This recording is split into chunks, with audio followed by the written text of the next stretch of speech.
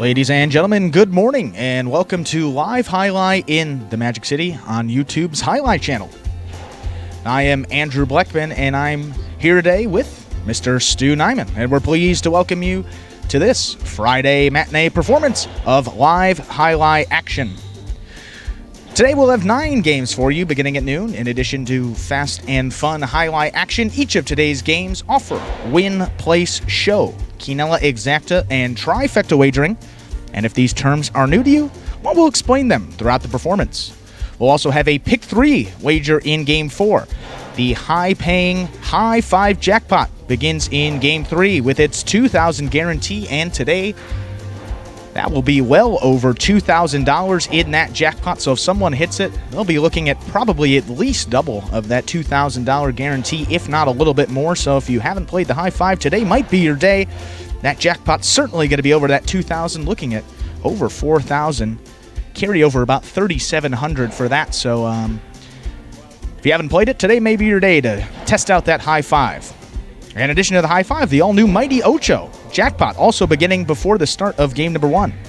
And we do have online wagering available, online wagering at watchandwager.com, but placing bets is also not necessary to enjoy all the action we have in store for you today.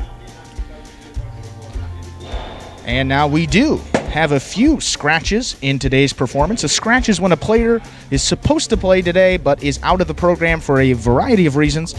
Today we have a couple scratches. Number 8, Jedden still scratch, dealing with a lower back injury. Number 12, Ron still waiting for all of his medical approval before he is back here. Those are the only 2 scratches, and this will be a full rundown of the scratches of Jedden and Ron as it affects this afternoon's performance.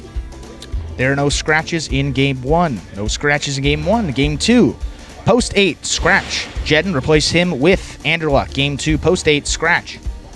Jedden, replace him with Anderluck. Game 3, Post 2, scratch. Ron, replace Ron with Anderluck. Game 3, Post 2, scratch. Ron, replace him with Anderluck. Game 3, Post 7, scratch. Jedden, replace Jedden with Diaz. Game 3, Post 7, scratch. Jedden, replace Jedden with Diaz. There are no scratches in Game 4, no scratches in game number 4. Moving on to Game 5, Post 1, scratch Jedden, replace Jedden with Assier. Game 5, Post 1, scratch Jedden, replace Jedden with Assier.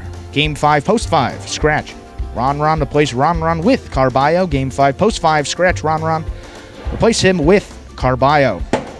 Game 6, Post 6, scratch Jedden, replace Jedden with Tennessee. Game 6, Post 6, scratch Jedden, replace Jedden with Tennessee. Game 7, Post 1, scratch Ron, replace Ron with Ben. Game 7, Post 1, scratch Ron, replace Ron with Ben. Game 7, Post 2, scratch Jedden, replace Jedden with Fred. Game 7, Post 2, scratch Jedden, replace Jedden with Fred. Game 8, Post 1, scratch Jedden, replace Jedden with Ben. Game 8, Post 1, scratch Jedden, replace Jedden with Ben. Game 8, Post 7, scratch Ron, replace Ron with Bueno. Game 8, Post 7, scratch Ron, replace Ron with Bueno. And finally, Game 9, final game of this matinee. Game 9, Post 5, scratch Ron, replace Ron with El Barba. Game 9, Post 5, scratch Ron, replace Ron with El Barba. Now that has been a complete rundown of the scratches of Jedden and Ron as it affects this matinee performance here on Friday morning, afternoon, wherever you're enjoying this highlight action. And before our first game, we mentioned that all of the games will feature spectacular 7 scoring. What exactly does that mean? Well, we have a little video explaining that. Take a look here.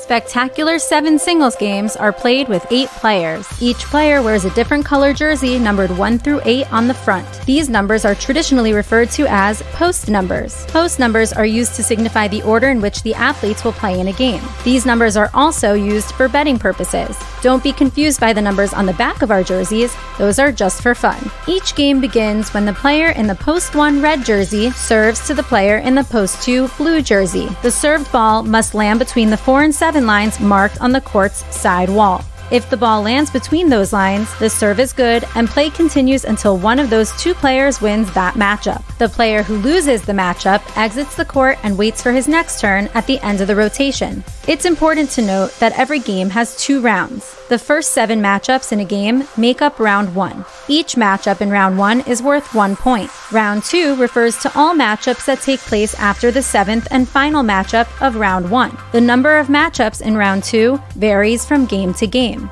And in round 2, each matchup is worth 2 points. The first player to earn 7 points wins the game. And that was a little video explaining Spectacular 7 scoring. The first 8 games of our program today will feature Spectacular 7 scoring, and we had a special twist in that 9th and final game, which you'll hear about before we play that 9th game.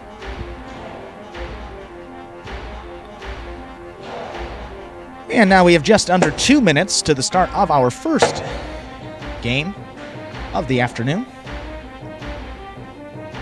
And we got Stu. Stu's on the mic. How you doing, Stu? I'm well, Andrew. How are you? Oh, we're all good. Good to be back here. Another day of fast-paced fun. Jai-Alai action yesterday. Give you a little rundown of what happened in our singles update.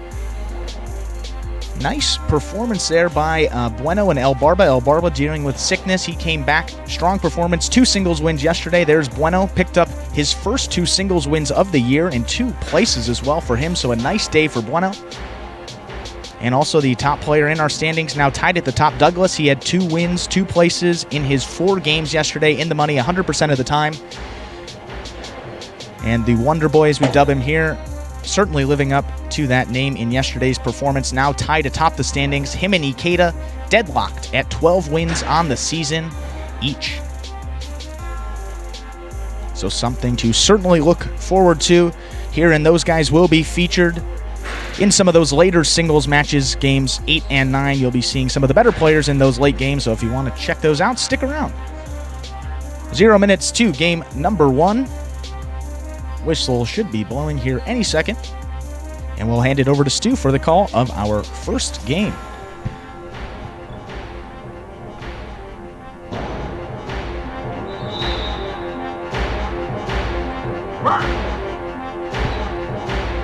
We are ready to begin game number 1, a Spectacular 7 singles match. Played to 7 points. Points will double after the first round of play.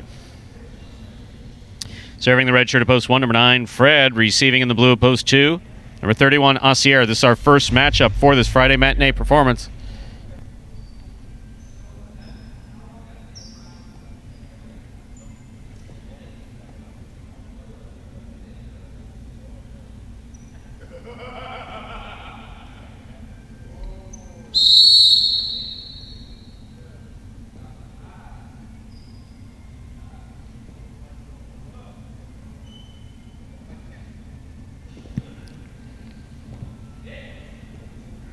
Fred serves. We begin game 1.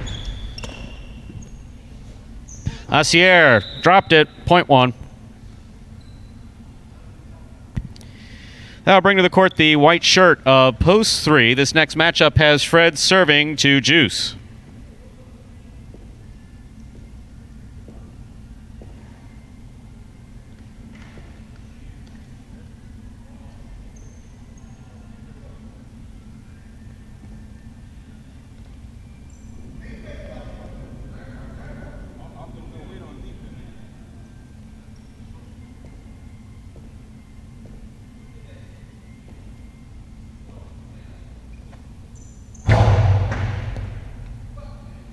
Juice from the forehand. He goes deep. Bote forehand just above the pad. Gonna score for Fred. Point 1.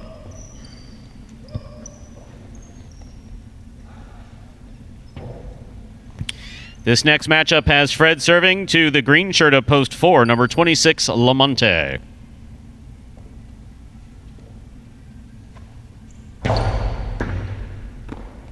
Off the cesta the ball goes, point 1. Black shirt of post 5 receives. Number 18, CRB.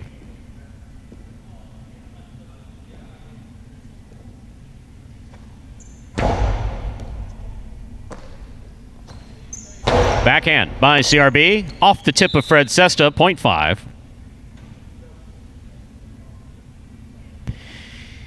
Yellow shirt at post 6, showing his face for the first time this season. Number 37, Tennessee.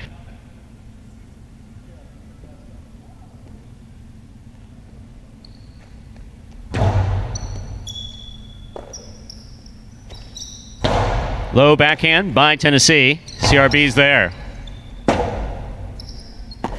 Robote straight to the inside, thrown beautifully by Tennessee. That's going to score. 0.6.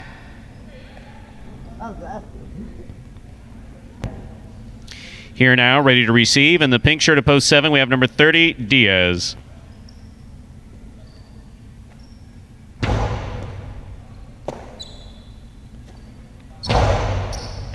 Catch by Tennessee. Diaz from the forehand. Plays it high. Tennessee catches it in the air.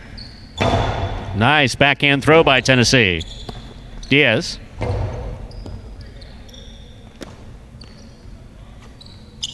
Tennessee back to the inside. Good catch by Diaz. Powerful backhand. Mid-court placement on the rebote. Tennessee from the 9 line. Low and inside. And scoring. Well played by Diaz and Tennessee. 0.6.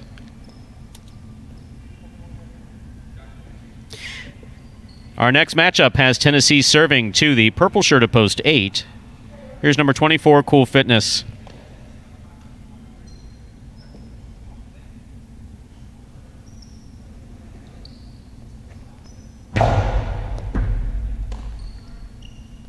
Backhand by Cool Fitness. Robote left side from the floor by Tennessee. Nicely played. Cool Fitness is there. Tennessee to the floor. Again. Digs it out. Here's Cool Fitness.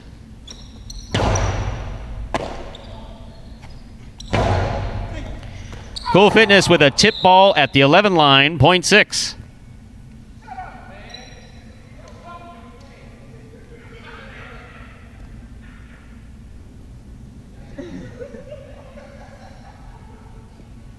First round's complete. All points are now double. Here's post 2. Asier.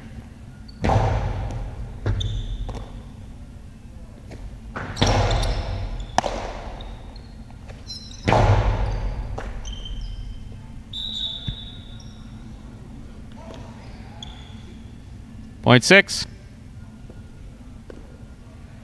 Possible game point for the yellow shirt of post 6. Tennessee trying to stop him. Post 3. Juice.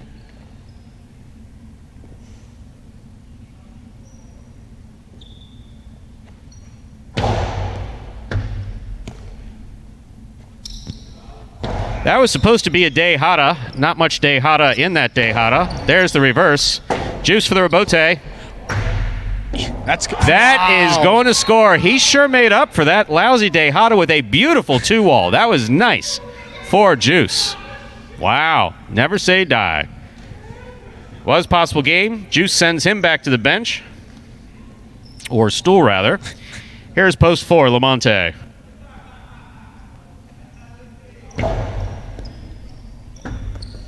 Point 3.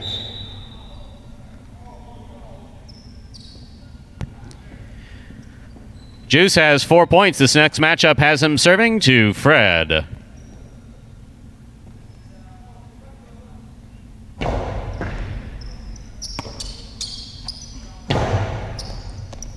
Ball missed by Juice. Point 1. Possible game point for Fred now in the red shirt of post 1. Trying to stop him. CRB.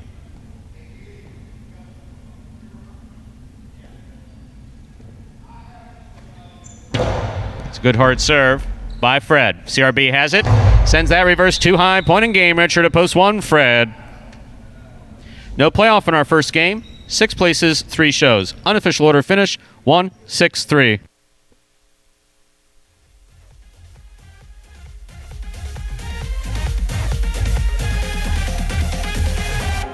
And winning game number 1, post 1, Fred. Taking second, post 6, Tennessee. Coming in third, post 3, Juice. The 1-6-3, the official order finish for our first game.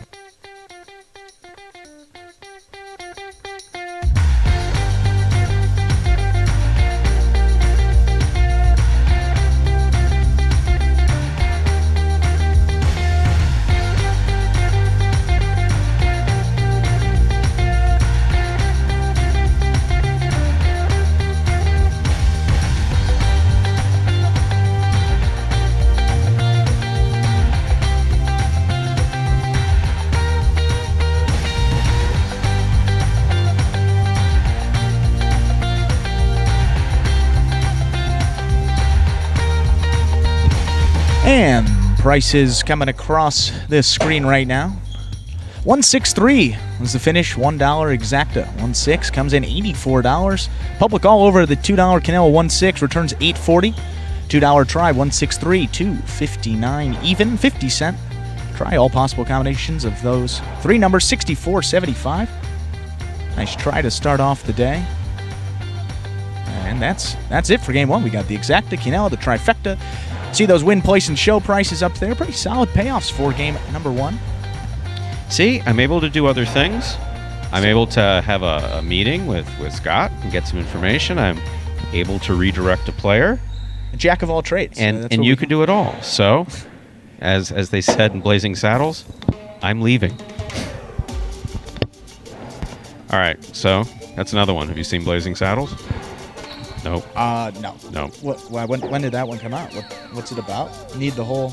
I can't give you the whole. You can't give me the Spark because Notes? I don't No, think I don't actually think it could be released these days. Actually, but it is Mel Brooks. It's Mel Brooks. I haven't watched any. I'm not a big. You've never seen a Mel Brooks movie? No. None. I don't know. No Young Frankenstein. Maybe this is a I don't know. That's his. Young Frankenstein. No, I don't know if I haven't seen it. I've heard it, but I haven't seen that either. History of the World. No. Wow. Yeah, it is generational. There's really not much question about it. I did listen to ABBA last night. That came on the playlist. That's my favorite group. That's ABBA is a lot of people actually. ABBA is good music. I mean, it just good is. Stu, good music, fantastic music. It's excellent. Oh, are you kidding? My mom had a record player. I would have killed to have listened to some ABBA in the off season. During the season. This, I think we need to play exactly. it. No, but instead we play other music. We play the dance music of the 21st century. What century? 21st century. Exactly. Yeah, the kids' music. No, but seriously, I mean that music's great. I mean, if we can get them at Magic City, I'd pay top dollar for that ticket. That's good stuff. ABBA, I think one of them actually has some neurological disorder. I'm not joking. I think they're definitely not performing. I think one is in ill health. Or at least two are in health. But what a great group. Yeah. Oh my God, they're great. Record player in the basement. That's how I started with they ABBA. See, this is a strong argument to be made towards the lovely Lindsay, producer. She was also in charge of the high here. Yes. Look, some millennials would like other type of music. I mean, that's all I'm saying. That's music you can dance to, though, and I like. You can get up, you can move around. It's happy, but it's happy music. We don't. No, dancing. They don't need to see me dance. Maybe Cool Fitness. That's pushing it just a little far. Juice can backflip. I don't know. No, Juice needs to focus on highlight, and Cool Fitness needs to focus on highlight, and they shouldn't backflip and they shouldn't dance. They should play highlight. No period. ABBA. Yeah. Now they can listen to ABBA as long as they're playing highlight. That's exactly. That's what I said yesterday. Play highlight. Go home. Eat healthy. Pray. Deal with your family. Pray some more. Come back and play highlight. That should be the life of a highlight player. Period. Yeah, sandwiched with highlight in between. We have 4 minutes till game two. There is a scratch game two post 8. Let's scratch Jedden. Plays Jedden with Anderluck. Jedden is going to be back in the program tomorrow. Jedden's been out with a lower back injury. He was cleared by the team doctor yesterday. Want him to practice for 2 days. Make sure he practices without pain. If he practices without pain, then he comes back tomorrow. Ron's also out of the program today. We're just waiting for Ron to have medical clearance.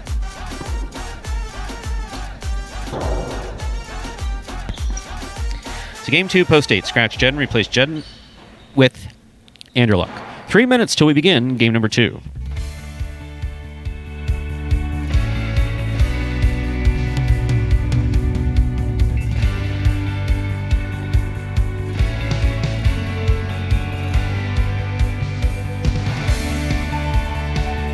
And players of a slightly higher skill level coming out in game 2.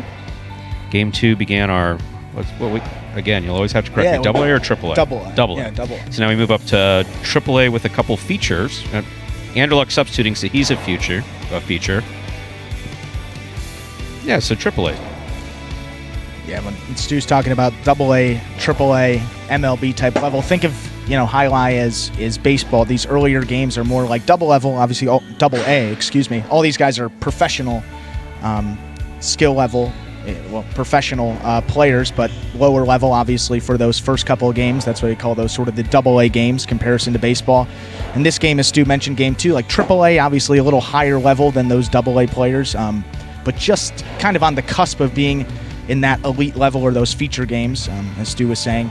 And those feature games he was talking about, those are going to be in the later part of the program, games 6, 8, and 9 for those singles matches. So, as you mentioned, make sure if you want to check out some of the faster paced, high-flying action, more fun action, those better players will be featured in some of those later games, so make sure to stick around. Yeah, the those. singles in games 8 and 9 is... It's been fantastic these past couple of days. It's been absolutely terrific. No, yesterday, I mean, Douglas had one flawless game, actually, in game 8 yesterday.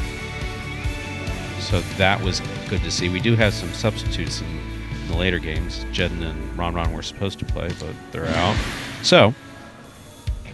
Yeah, and this is, I mean, as you're saying, this is still not even the major league roster, if you will, of those feature game players. You got guys like Ron, even, a guy like Bradley maybe could be playing in those games. So a couple of really athletic guys, some of the better players, Hurt, and then Jedden obviously on the cusp there as well, can play in those games. So you got a lot of talent that should be moving up as they come back from injury and as Ron returns. So that'll definitely push the level of play up with a lot of these guys, and you'll see a lot more talent amongst those 3 games, double, triple, and the major league levels. 1 minute to go till we begin Game 2. Game 2 is now just less than 1 minute away. Final reminder of the scratch. Game 2, post 8, scratch Jedden.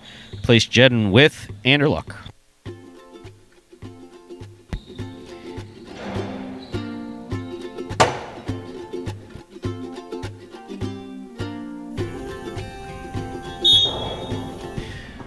There's the player manager's whistle, which means that the players practicing will come in, and we are set to begin game number 2. This is a spectacular 7 singles match, played to 7 points. Points will double after the first round of play. Serving in the red shirt, post 1, number 7, Ben. Receiving in the blue of post 2, number 29, Voello.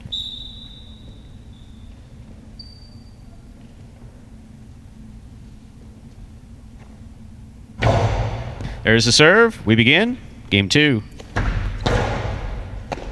Ben with a good catch. Blasts the forehand back. That goes off Voello Cesta to score, point 1.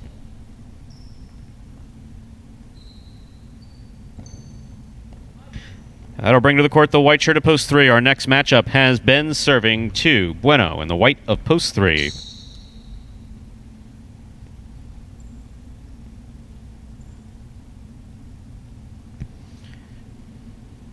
Thank you, Ben.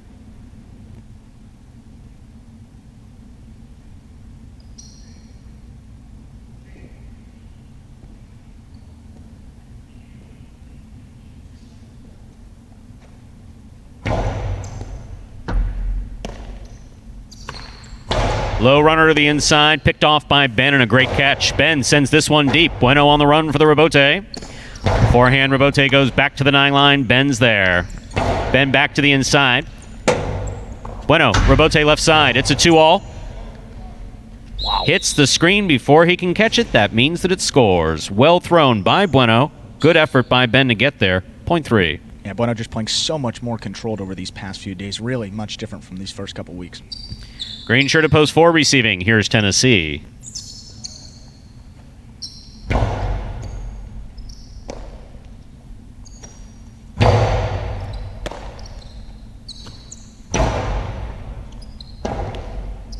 Forehand rebote thrown nicely by Tennessee.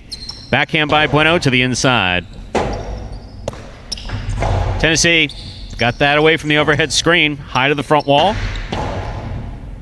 Tennessee almost made the catch. He missed it. Point 3. That'll bring to the court the black shirt of post 5. Number 30, Diaz.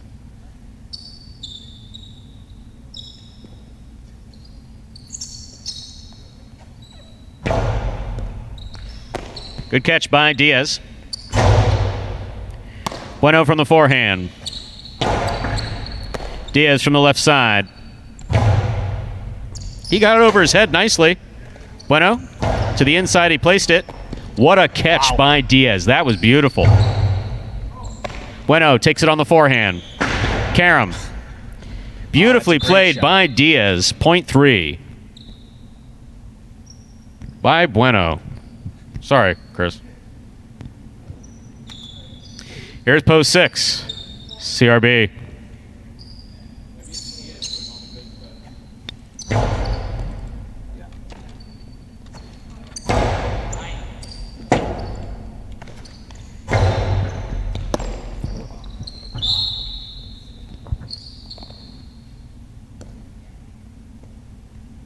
Point 3.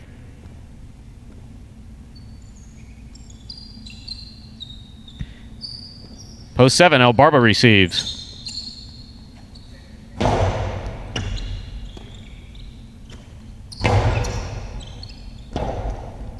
Rebote forehand by Bueno.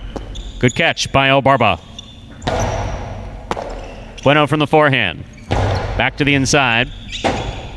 El Barba. That's a nice rebote. A lot of control. Bueno holds onto it. Throws the 2-all to score. Bueno absolutely dominating with these shots. Point 3. Yeah, playing some inspired highlight today, Stu. 3 has 5 points here now to complete the first round and receive. The purple shirt at post 8, substituting for Jedden is Anderluck.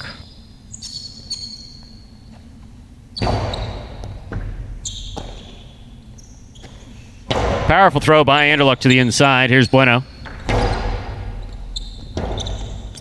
Forehand rebote by Anderluck. Bueno from the 9 line. Forehand rebote by Anderluck. Got a piece of the side wall, but Bueno caught it. Forehand rebote save. Missed. Point 3. Straight points to a possible game point here for the white shirt of post 3, Bueno. Trying to stop him, the blue of post 2, Vuelo. That last point did complete the first round of play. All matchups are now worth 2 points.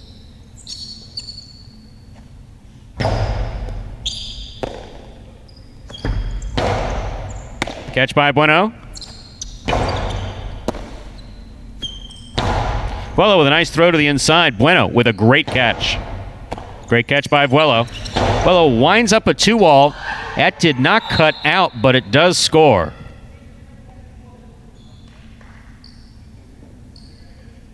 Point 2, play continues. Here's post 1, the red shirt, Ben.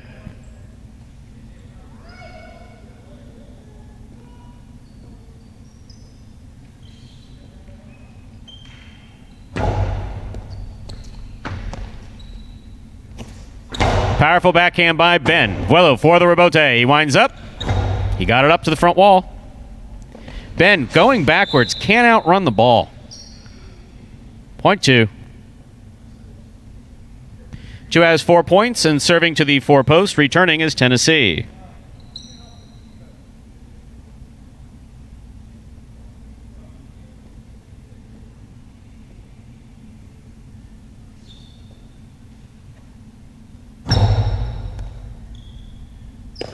Tennessee from the forehand.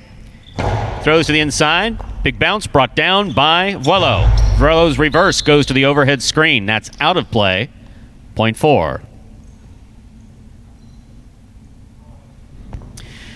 How to bring back the black shirt at post 5. Diaz receives.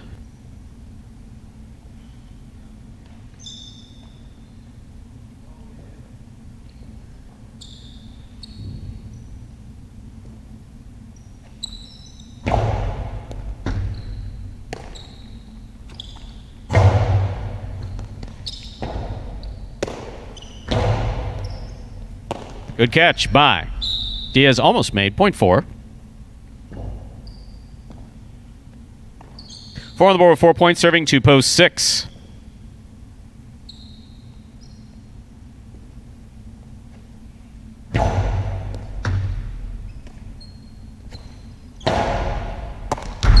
Good catch by Tennessee.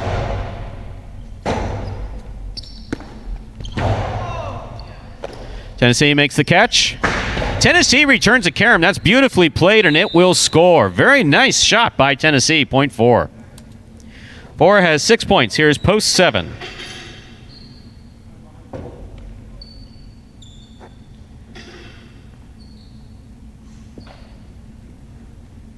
El Barba receives.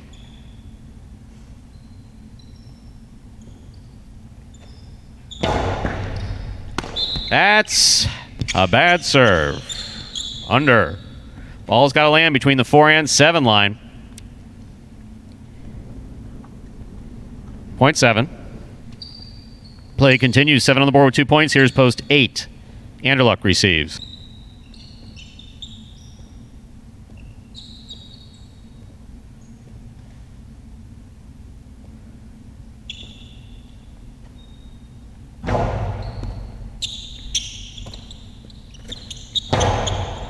El Barba from the backhand.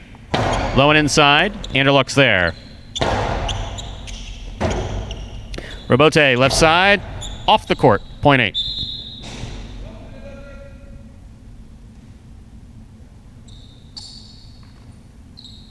Eight has 2 points. Returning with possible game point is Bueno in the white shirt of post 3.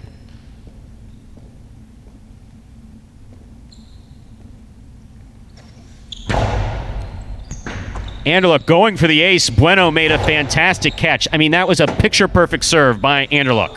Anderluck coming strong again from the forehand. Bueno's there. This ball crossed the side wall, came over Anderluck's head. That is point and game to the white shirt of post 3. Bueno. 4 places, 2 shows. Unofficial order finish. 3-4-2.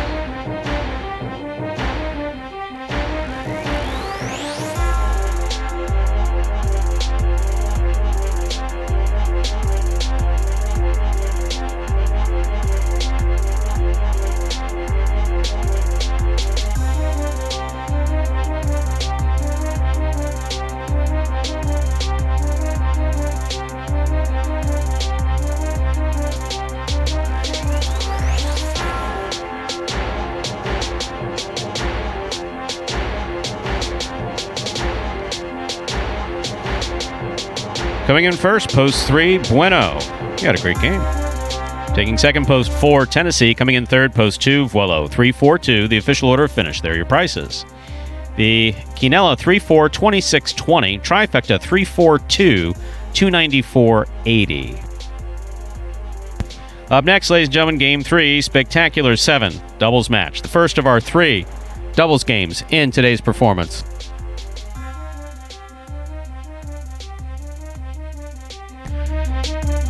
Spectacular 7 scoring. There are 2 scratches in Game 3. Game 3, post 2, scratch Ron. Replace Ron with Anderluck. Game 3, post 2, scratch Ron. Replace Ron with Anderluck. Game 3, post 7, scratch Jedden. Replace Jedden with Diaz. Anderluck goes in for Ron, and Diaz goes in for Jedden.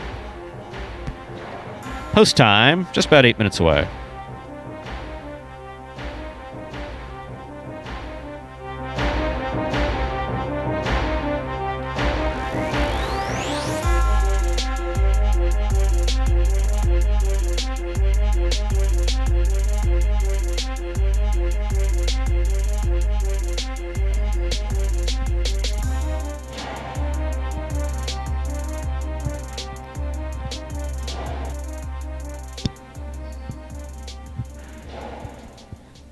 And that win for Bueno in game number 2 now gives him his 3rd win of the week after an offer in the first 2 weeks. But obviously placing a lot, showing a lot in those first 2 weeks. Obviously 2nd and 3rd, but was not finding his way into the win column this week. Already 3 wins for him. 2 places, meaning 2nd place. So great week for Bueno. He's in the money in over half of his appearances this week after a pedestrian start to the season. And a guy that, I mean, you can just tell right there, Stu, his confidence level is through the roof this week. Last week wasn't executing any shots, throwing at caroms, any type of shot, none of it. And today just came back, fired a 2-wall in his first appearance, caroms all over the court, and just looks really just comfortable out there with his catching.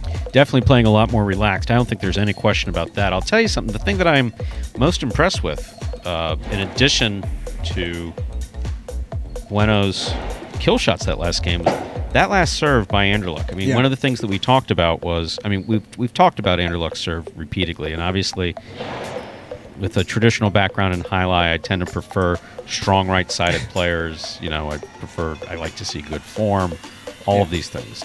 That serve was perfect. I mean, that serve was absolutely perfect.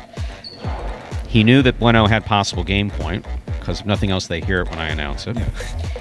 He knew that Bueno had possible game point, and instead of being conservative with that serve, he fired that serve in there. That serve was coming in hard. That serve came in probably an inch or 2 in front of the overserve line at number 7, which is the boundary that it has to hit the floor by.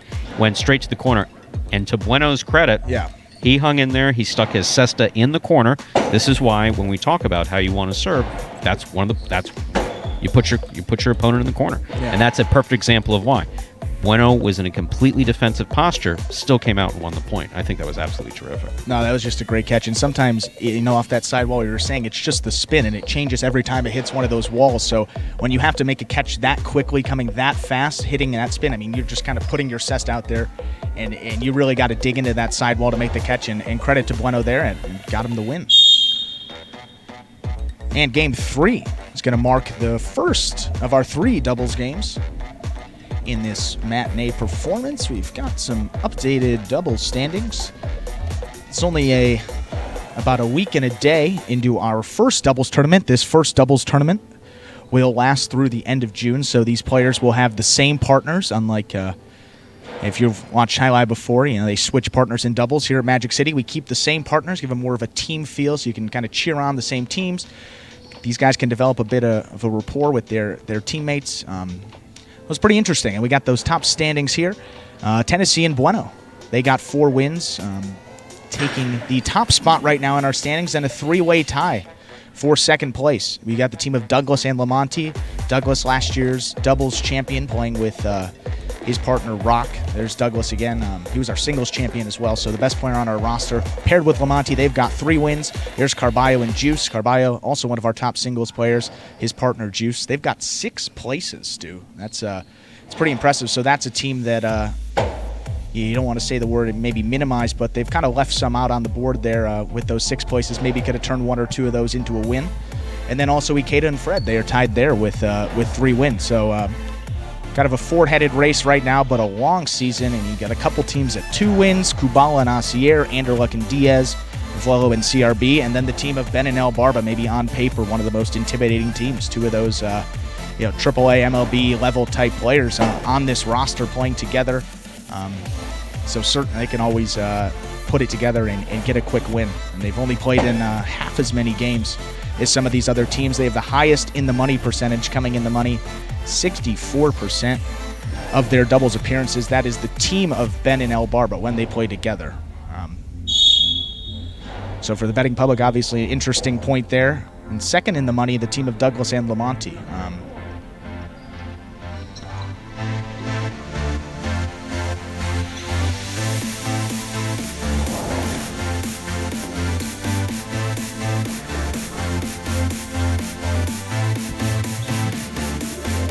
And for those of you tuned in on the Jai-Alai Channel, whether you're watching on the Jai-Alai Channel or you're watching through the live stream at MagicCityCasino.com, go on over to the Jai-Alai Channel on YouTube. It's free to subscribe. We encourage you to subscribe. Get some reminders about when Jai-Alai games are going to be played. We play Jai-Alai right now on Thursdays at 12 p.m. and 4 p.m., Friday at 12 and 4 p.m., Saturday at 4 p.m., and Sunday at 12 p.m.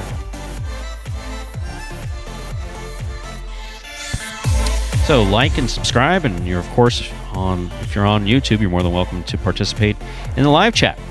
We have a few sets of eyes here in-house that take a look at the chat from time to time. If there's a question, we'll try to answer it. We don't respond to everything we see, obviously.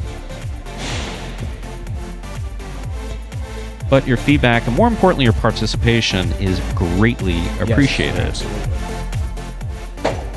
And Stu, how about that number in the high five? High five, almost 1,300. We'll be over that $2,000 guarantee today, well over the $2,000. We're well over 4,000 at that point, because we were at 3,000 and change coming out of yesterday, so you add another 1,000. I think it was 37 something. So in that case, we're approaching 5,000. 5,000. We're approaching $5,000 in the high five. Could make someone pretty happy today.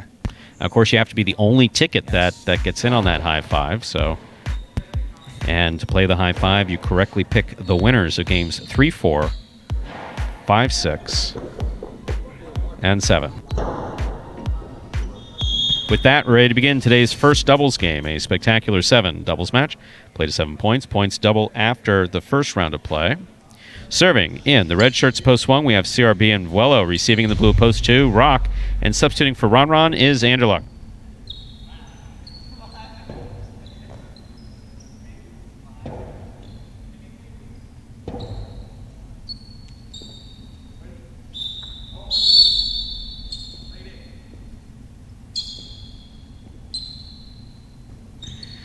CRB serves. We begin our third game. Catch by Vuelo. Vuelo goes deep. Caught by Anderluck. Hard throw to the inside. He throws to the feet of Vuelo. 2 bounces before the rebote was thrown. Ball can touch the floor only once after a given throw. Point 2. 2 first up on the board in our third game. White shirts a post 3 receive. Juice and Carballo.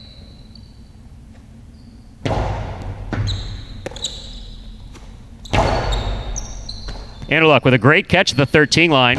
He comes strong from the forehand. Carballo for the rebote inside. Carballo for the rebote. Anderluck from the 9 line. Pounds another one inside. Carballo for the rebote again. Anderluck was there, could not make the catch. Point 3.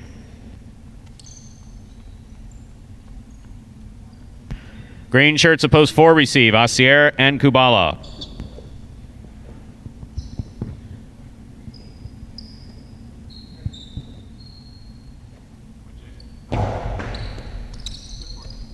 Catch made by Kubala. There's the carom. Tipped up in the front court by Juice.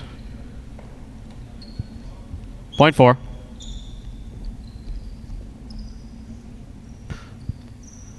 Our next matchup has Asier serving to the black shirts of post 5. Bueno and Tennessee.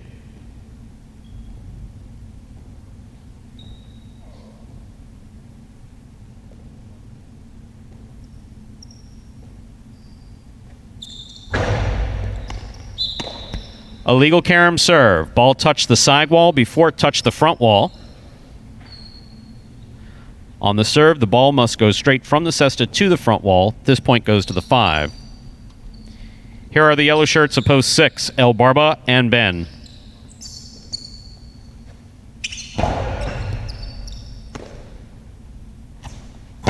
Powerful backhand by Ben. Ben from the forehand at the 11 line. That's a carom by Ben. That scores. Beautifully thrown by Ben. That carom is working for Ben. Point 6. Absolutely right, Sue. Been using that these past few days. Perfect shot there, painting the line just in. And a carom thrown to the side wall, the front wall landing in the floor, going out. Post 7 receives. Cool Fitness and Diaz. Diaz substitutes for Jedden.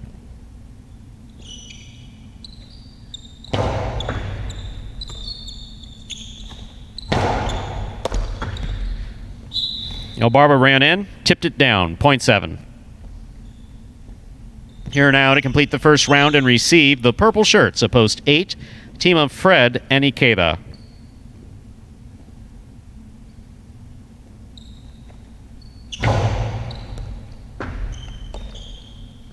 Ikeda from the backhand.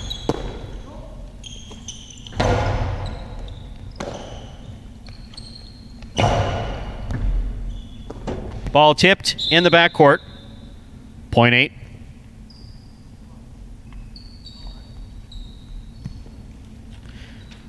That completes the first round of play, and all matchups are now worth 2 points. First to return in the second round, CRB and Vuelo.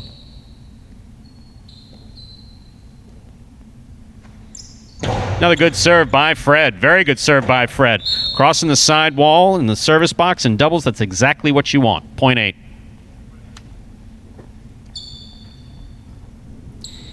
Ikeda and Fred have 3 points. They serve to post 2, the blue shirts. Rock and Anderluck.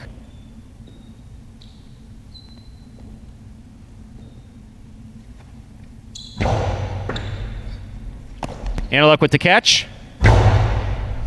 That forehand hard, just a little too hard. That hit the overhead screen. Point 8. Possible game point for the purple shirts of post 8, Fred and Ikeda trying to stop them. Post 3, the white shirts, Juice and Carballo.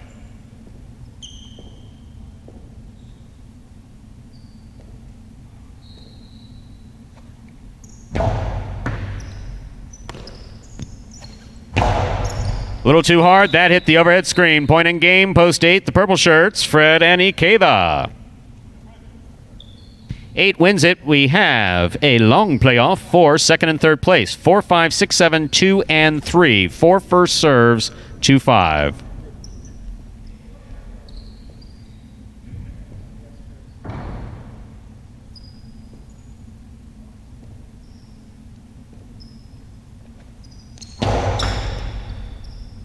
Tennessee from the forehand. Here's Kubala. Good catch by Bueno in the front court. He goes deep. Hooked. Robote. 0.5. 6 now serves to 7.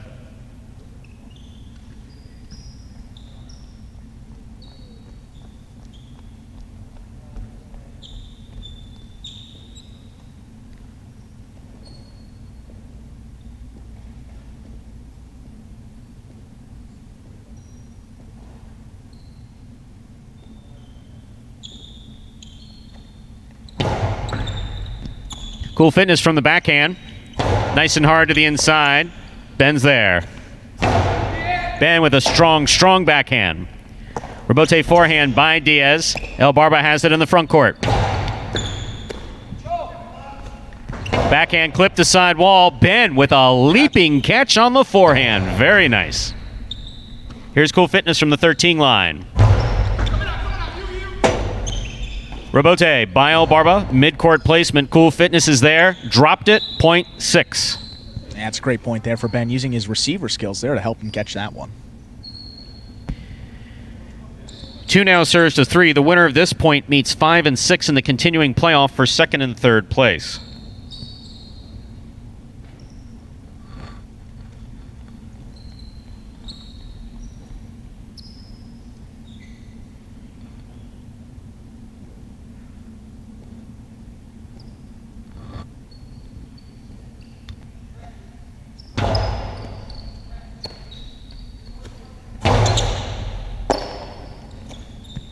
Backhand by Anderluck.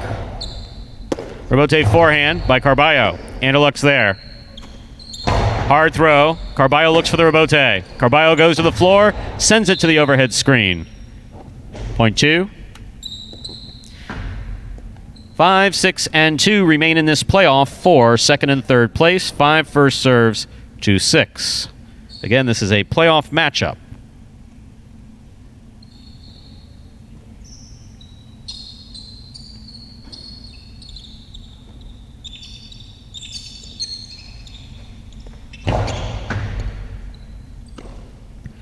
Powerful backhand by Ben. Low runner to the inside. Bueno cuts it off at the 8 line. El Barba missed the forehand Robote. 0.5. Possible second place finish here for the black shirts at post 5. Bueno and Tennessee. They're serving to Rock and Anderluck.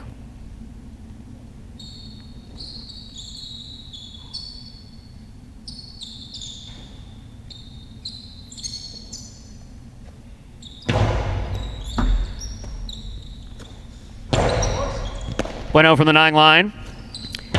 Mid-court placement stopped by Anderluck. Blasted by Anderluck. It scores 0.2. The 6 is eliminated from the playoff. 2 serves 5. This is a second and third place.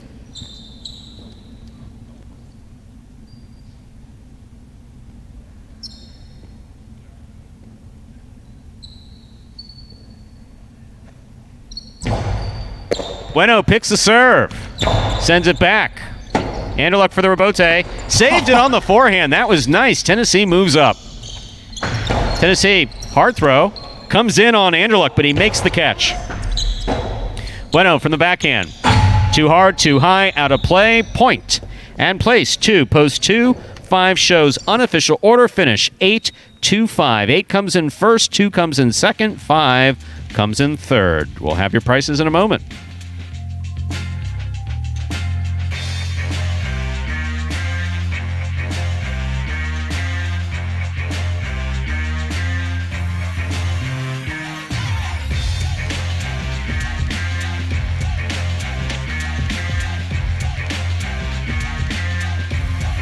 And while we are waiting for your prices, which will be just up in a moment, questions submitted by the lovely Lindsay, our producer, on the chat. I did see this in the chat. If multiple people hit the high 5, do they split? Now we're at the limits of technology for what my phone's willing to show. I was going to say, yeah. Do they split the full jackpot, or does basically the question is this: is that if there are multiple tickets, they split half. So they split half of it. The other half of it goes into the ongoing jackpot. So that's the quickest answer to that. It's got to be one ticket that gets all 5 numbers correctly. You get the full jackpot. To get the full jackpot. If there's more than one ticket, it's split. Half of it is split. That gives us our prices. The $2 quinella, 2-8. That's first and second in any order. 2-8 or 8-2, $31.50. The trifecta, 8-2-5. That's first, second, and third place finishing, $2.99 even. It's a nice exacta, actually. Exacta, first and second in order, 8-2, $120.60. Up next, ladies and gentlemen, is game number 4, a spectacular 7 singles match. Played to 7 points. Points double after the first round of play. There are no scratches in our 4th game, and in advance of the 4th game, Andrew, from what I understand, there's a video? Yes, Stu, we do have a video. I mean, you got to see out here sometimes the guys may be juggling, they may tip it. You know, why did they go back to the bench? Why did they stay out on the court? Basically, this video is going to explain how to win and how to lose in the sport of highlight. Take a look. The main rule of highlight is simple. Players must catch and return the ball in one fluid motion. Sounds easy enough, right? So how do you win? You can win a matchup simply if your opponent overserves, underserves, or serves the ball out of bounds. On the flip side, your opponent wins the matchup if the serve is so good that you fail to catch and return the ball to the front wall. If your opponent fails to catch the ball before it bounces twice on the ground, or if your opponent's cesta makes contact with the ball but doesn't catch it, then, in both of those cases, you win the matchup. You can also win a matchup if the ball bounces around in your opponent's cesta during an attempted catch. This is called juggling, and it's illegal in highlight. Another way to win a matchup is if your opponent throws the ball and it lands out of bounds on its return from the wall. The overall game strategy for a highlight player is to make it difficult for an opponent to reach the ball in time or to execute a rebuttal play.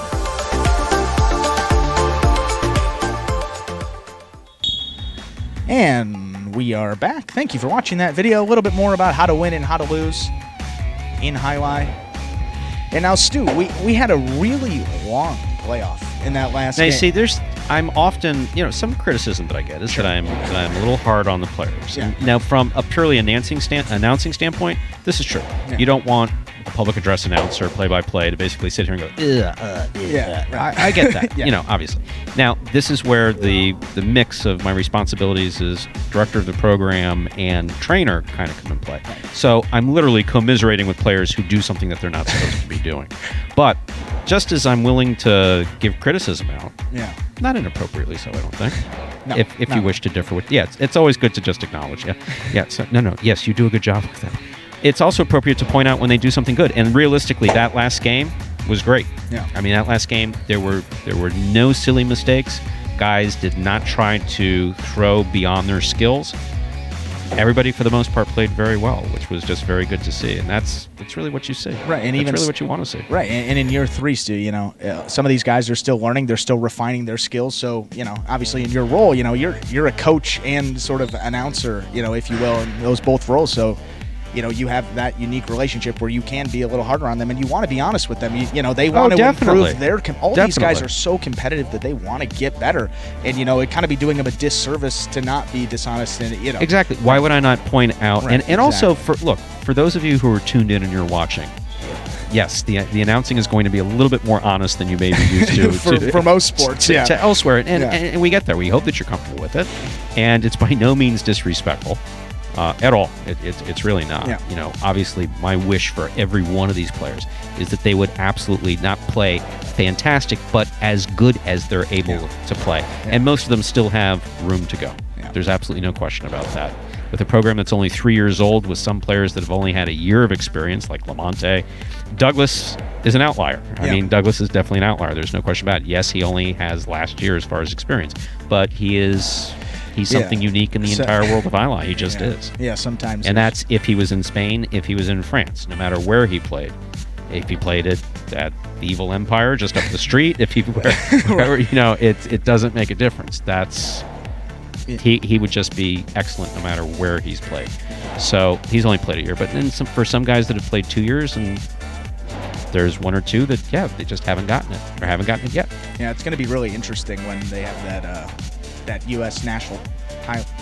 National Highlight Championship, USNJAC. Douglas will be playing against, he's been playing against a lot of guys here in Magic City that we've trained, not really professionals. So that's going to be interesting, really, to see, a guy that we think he's got great skills, really young, quick, so athletic, competing against some guys that really played highlights. So that's going to be an interesting. There's a couple guys that are playing in the tournament with some amateur experience, or some with significant amateur experience who've made less than pleasant comments about our program at times over the first 2 years. We take everything in stride, and we didn't keep them out of the tournament because of those comments. We were actually welcoming them to participate. Absolutely. The tournament was, however, delayed. I did just find that out today, even though it says June 27th and 28th on the board.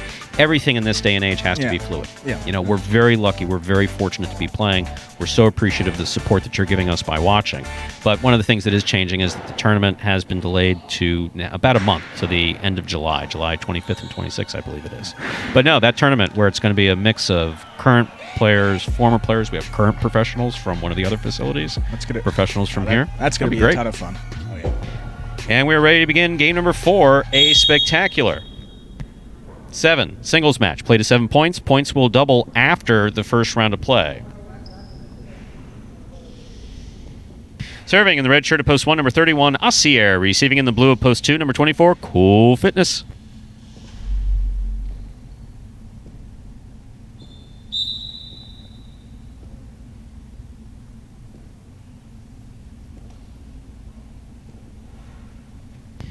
There's the serve by Asier. Game 4 has begun. Ball got by Asier on the forehand. Point 2. Cool Fitness first up on the board in our 4th game. This next matchup has Cool Fitness serving to the white shirt of post 3, Juice.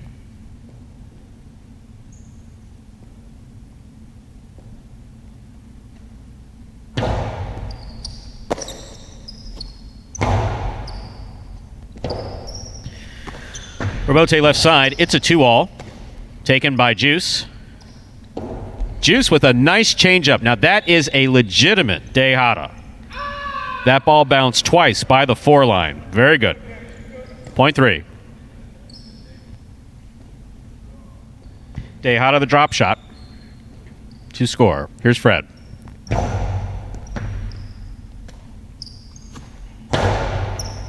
Juice with a good catch. There's the backhand to the outside.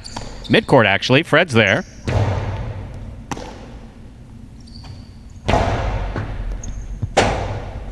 Fred, forehand Robote. Missed it. Point 3. Juice has 2 points. He serves to the black shirt of post 5. Lamonte receives.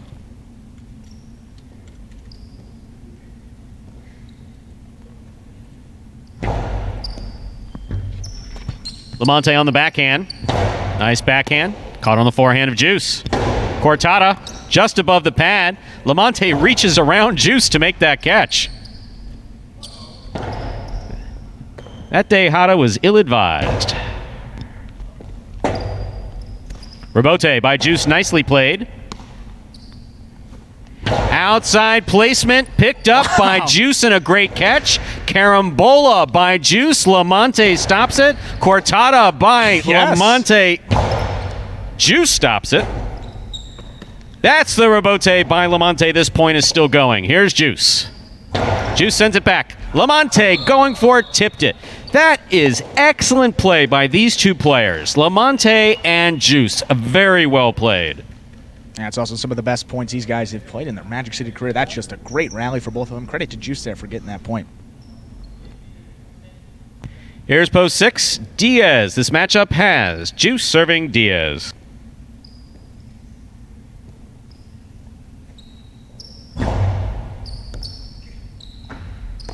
Catch by Diaz. There's the backhand. Caught by Juice. Point 3. Juice has 4 points. He now serves to the pink shirt of post 7. Here's number 29, Vuelo.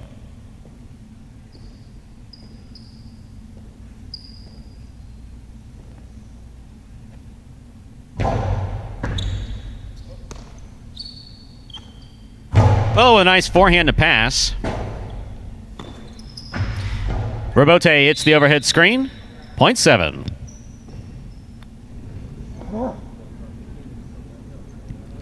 Here now to complete the first round and receive, wearing the purple shirt, post 8, number 18, CRB.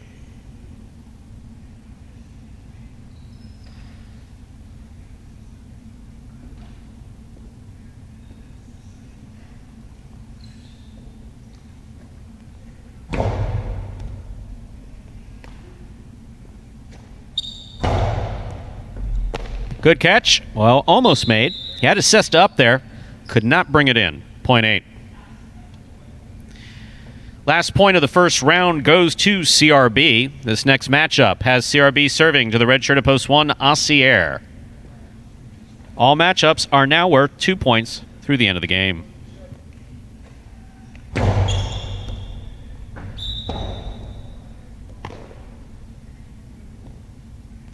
Point 1.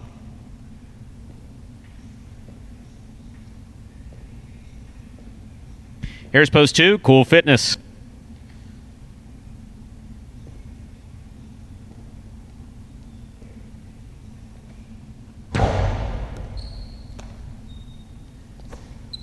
Nice backhand throw by Cool Fitness.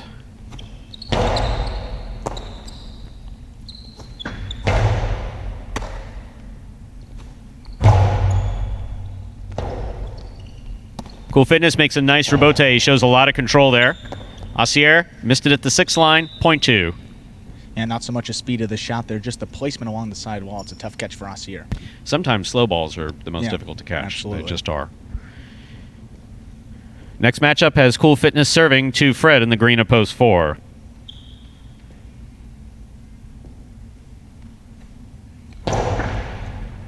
Catch by Fred.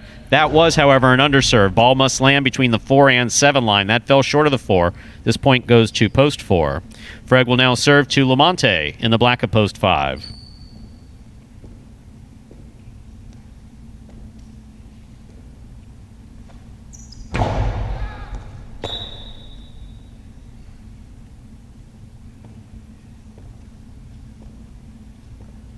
Over serve. Point 5. Here's post 6.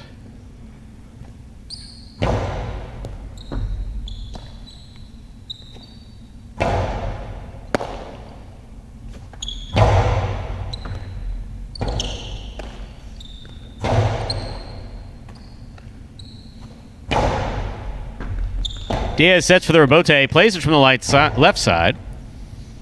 Here's Lamonte with a tip ball, point 6. Slow one got him again. Post 3 receives the white shirt, Juice. Juice has 4 points.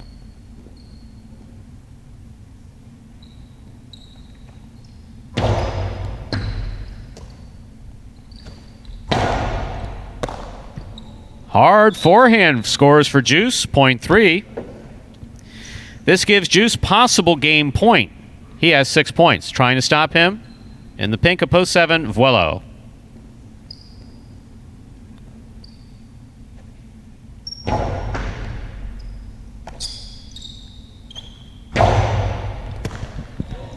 Juice with his scoop. Threw another shot. Vuelo got to this one. Vuelo did not overthrow this, as he's inclined to do. That was very nice. Good catch by Vuelo. Vuelo hard to the inside. Juice missed it. Point 7. Play continues.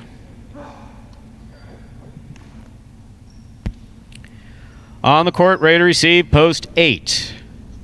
CRB.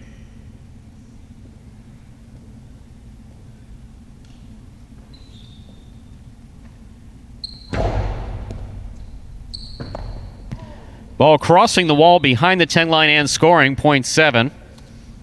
Possible game point for the pink shirt of post 7, Vuelo. Trying to stop him, Acier.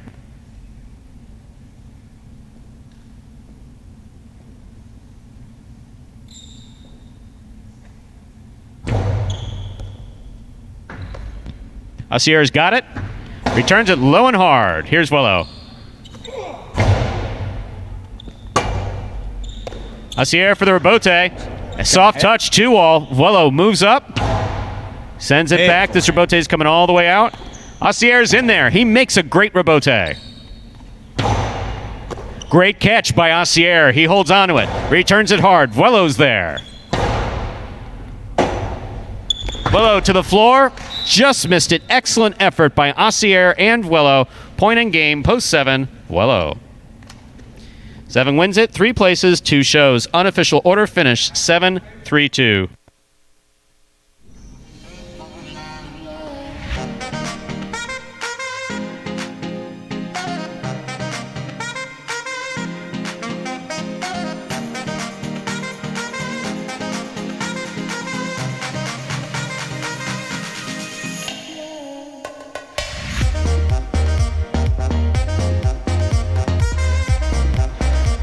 Coming in first, post 7, Vuelo. Taking second, post 3, Juice. Coming in third, post 2, Cool Fitness.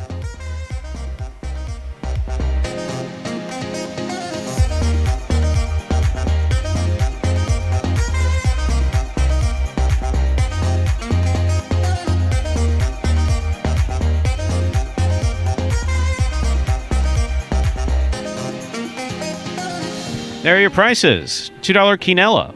That's first and second in any order. 3-7. That's 3-7 or 7-3. $36.60. Trifecta. 7-3-2. $3.44 even.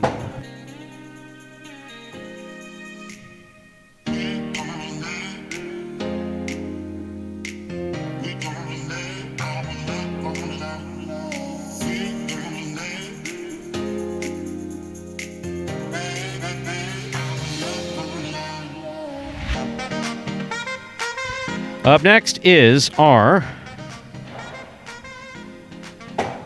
second of 3 doubles games this afternoon. The next game is played to 7 points. Points double after the first round of play.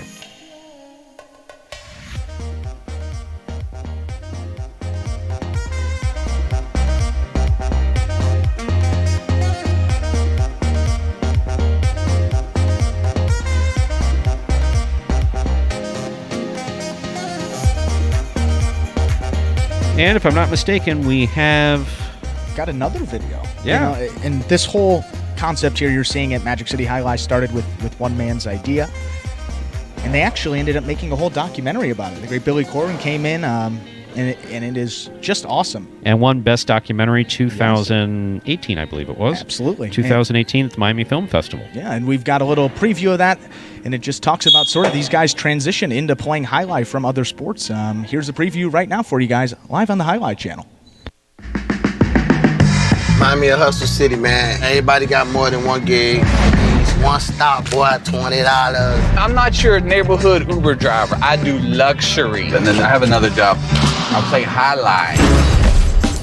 I have this crazy idea. Do you think we could send something out to all the ex-athletes for the last 20 years and say, we're looking to hire and train Jai-Alai players? When I first got the email, I thought it was pranking me. I need some clarity on this. I went on YouTube and I Googled Jai-Alai. I was like, Jai-Alai. They paying us, man, and we can win big money. Let me see what this is all about. That's what you gotta do. Get some money. The players taking the court are all athletes you may recognize. Baseball, football, track and field. Having the work, played Division I sport, and then I had a child on the way, so I dropped out. The crack era was tough. Sports in general was a way out of our environment. It's really game time now, man.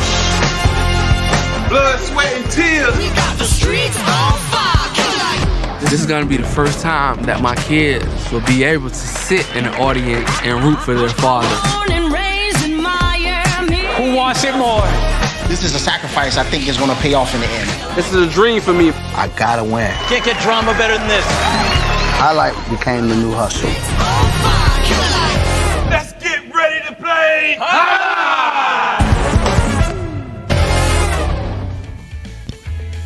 And folks, that was the trailer, Magic City Hustle, a documentary sort of about how we started this idea here, Magic City Jai-Alai, taking players, a lot of former athletes from the University of Miami, and training them from scratch. And if you want to watch that, I believe there is a link in the Magic City website. Go to Magic City. So MagicCityCasino.com, and then on that front page, you can. There's actually a link that take you right there to the Magic City Hustle site, and you can buy it and watch it. I think it's only $5. Or if you're so inclined, you can just go directly to MagicCityHustle.com. Yes. MagicCityHustle.com. It is a $5, but you buy it once, watch it forever. Yeah. I've watched it. You've seen it? No. I bought multiple copies of it. Yeah, I was going to say, I think I might have you're bought at it someone's multiple. house and you have 2 hours to kill, and you're like, hey, would you be interested in watching this? Like, oh, yeah, that sounds interesting. And, of course, you never think to, just take one, one electronic copy of it with you. So, yeah, no, I'm good for probably $25 worth of downloads. Yeah, we're for invested that. into it. Yes. No, it was definitely, people say, well, can't you give us a discount? No, I can't. Can't give you a discount. Don't have one. Yeah, I wish. If I want to see it, I'm not a TV I bought it on, got to buy it again. Yeah, we pay the same $5 everyone here. Exactly. But no, that's really cool, that whole documentary. I mean, we talked about it, their transition from when they started, and really, we don't want to say that they weren't that good, but they really were not that good. We're being they were honest. bad. No, I mean, it was rough. Yeah, there's no question about it. They had 6 months from the time that they first touched a Cestina ball, which is that is the first time that's ever been done where professional is concerned. Yeah. Most professional highlight players that you see at other facilities, not that anybody's playing right now, have at least 3 to 5 years of amateur experience, training, tournament play before they would ever even be considered for professional. That's not the case here. Here we wanted to have complete control over players from beginning to end. Yeah. And that's what we did. So players were trained from scratch. And you also get a little bit into these guys' personalities. I know you see Jedden, El Barba, some of the bigger personalities on the roster. I mean, all those guys, a lot of them, those guys that played sports at Miami, they got all the personality. They like to have a lot of fun. So, joke with each other, joke with the coaches and all that. You see it all in the documentary. Did you stutter just now pointing at me? You did. Like to joke with the guy who gets pissed off every time they play. Yeah, I don't have outside of here. Yeah, fine, whatever. Once we're in this building, no. You take what we do on the court it's sacred. Look, there's people betting on it. Yeah. At the end of the day, we have an obligation not just to play as well as you can for the $100 win or the $50 place, the $25 show, or 15th in the one game that we play. So that's what the players have in it. In addition to, look, if you're not doing it, your contract next year may be in question, but also the betting public out there, and that's a recurrent theme. It's like, so when you come in, you don't feel like playing, which is inevitable. You're going to come in here, you will not have slept, you have tax issues, you had a fight with girlfriend, boyfriend, whatever the hell it is. Yeah, it's a job. You're going to come in here and you're not going to feel like playing. It doesn't make a difference. Someone is out there betting on you. Now, trying to overcome that has always been a difficult thing in highlight. It just always has been. How do you overcome human nature? Yeah. But these players, for the most part, do a good. Once they step through, they do tend, for the most part, to clear their minds. And some have more limited skills than others. It's just a fact of life. It's what we do here. But if you're betting on it, betting's not necessary. But if you're betting on it, incorporate that into your gaming. And with that long tirade, that brings us to game number 6. We're ready to begin our 7th game, rather. Spectacular 7 doubles match. Play to 7 points. All points will double after the first round of play. Serving in the red shirts of Post 1.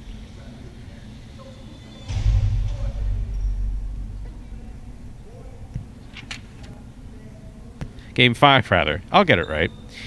Serving, Cool Fitness and Asier. Receiving, Fred and Ikeda. That's because I was looking at Game 7.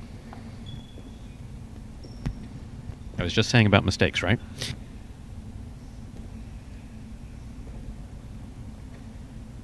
Asier serves. Fred took the serve. Through the cortada and scores point 2.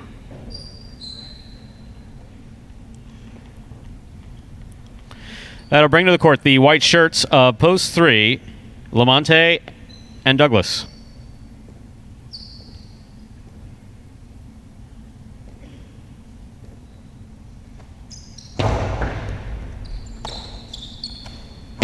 Powerful, powerful reverse. Rebote's coming to Fred. Fred threw the rebote into the pad. And the pad is bad. Point 3. Green shirts at Post 4 receive. Bueno and Tennessee.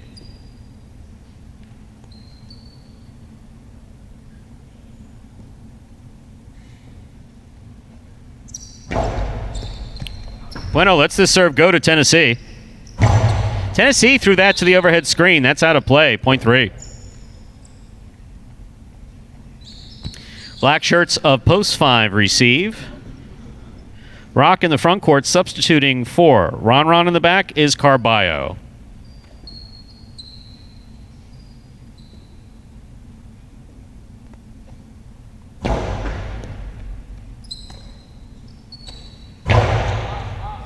Carballo, strong backhand.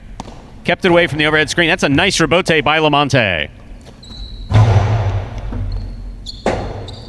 Douglas for the rebote on the left side. Here's Carballo. Excellent catch by Lamonte. Carambola by Lamonte. That's a great adjustment. Wow. Catch by Douglas. Douglas powers one in. Carballo catches it. Excellent catch by Douglas.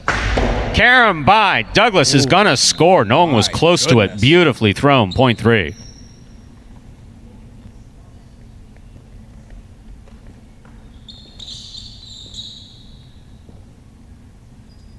Lamonte serves to the yellow shirts of post 6, Diaz and Anderluck.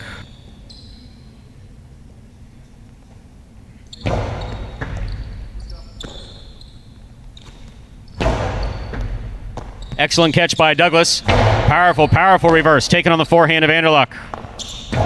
Outside placement by Anderluck. Stopped by Douglas. Powerful forehand by Douglas. Picked up by Anderluck and a beautiful catch.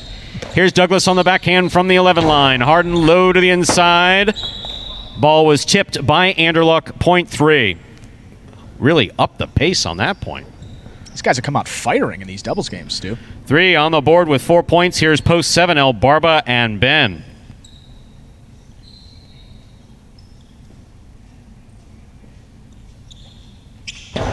He hooked that serve. That's an underserve. Ball must land between the 4 and 7 line. That fell short of the 4. This point goes to post 7. The pink shirts are on the board with 1 point. El Barba now serves 2. Purple shirts of post 8, CRB and Vuelo.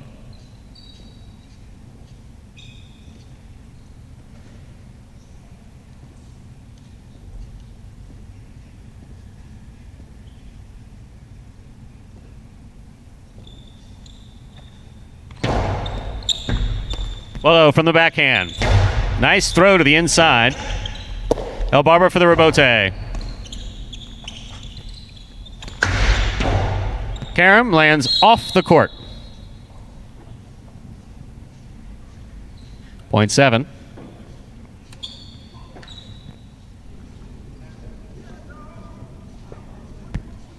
That completes the first round of play, and all matchups are now worth 2 points. First to return in the second round, Cool Fitness and Acier.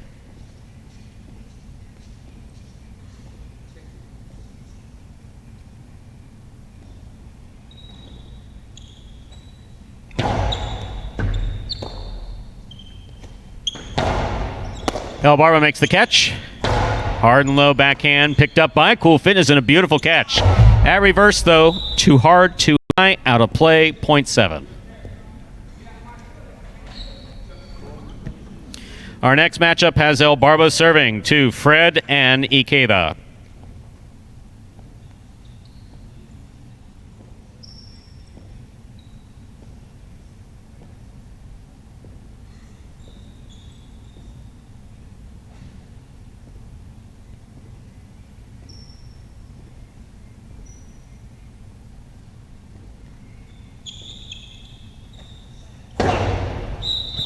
That's a bad serve. Point 2.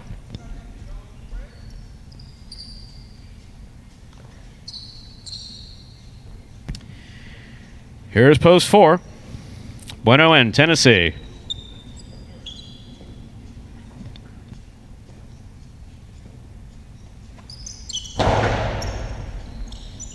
Tennessee makes the catch.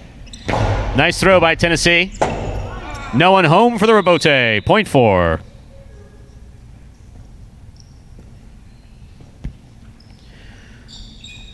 That'll bring back black shirts at post 5, Rock and Carballo.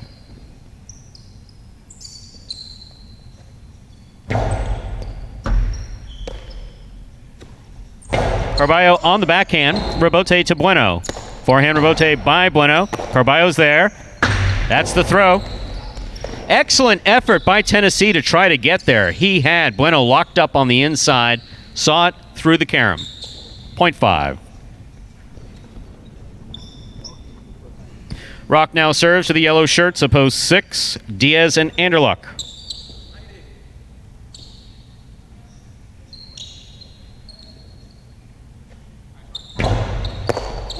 Diaz picks the serve, sends the backhand back. Robote to the outside. Anderluck read it, stopped it on the forehand. He returns a carom. That's caught by Rock. Carambola by Rock will score 0.5.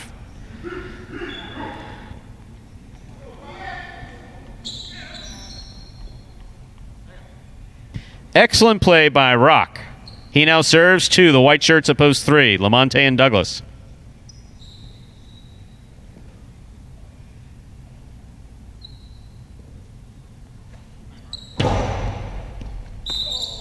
Under serve. Ball must land between the 4 and 7 line.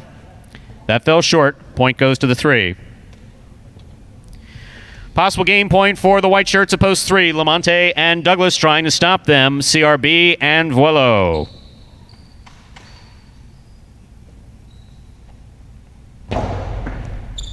Vuelo from the forehand. Good catch by Lamonte. Lamonte sends it back. Here's Vuelo. Vuelo holds on to it. Robote thrown hard. Catch by. What a Costado 2-wall 2 score. That was beautifully thrown by CRB. I mean, what a surprise. He's been working on that, Steele. Worked out for him there. Perfect shot. Wow. Play continues. 8 on the board with 2 points. Here's post 1. Cool Fitness and Acier.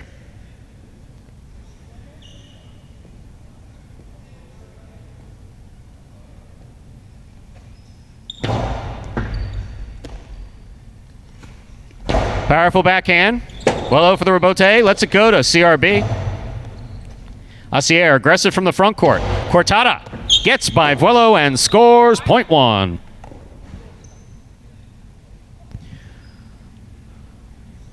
One has 2 points.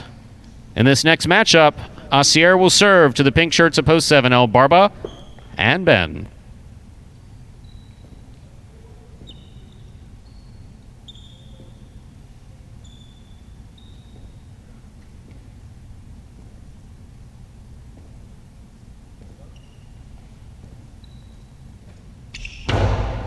El Barba takes the serve, sends it back where it scores, 0.7.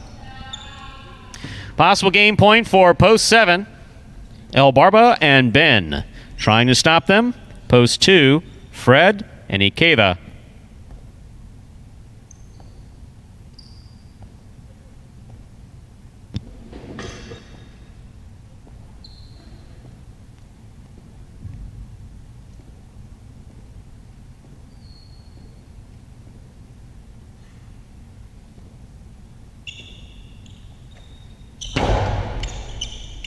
Ikeda from the forehand. El Barba midcourt. Outside placement by El Barba, a little too outside. That was about a foot outside. 0.2. Possible game point now for the blue shirts opposed to Fred and Ikeda trying to stop them. Post 4, Bueno and Tennessee.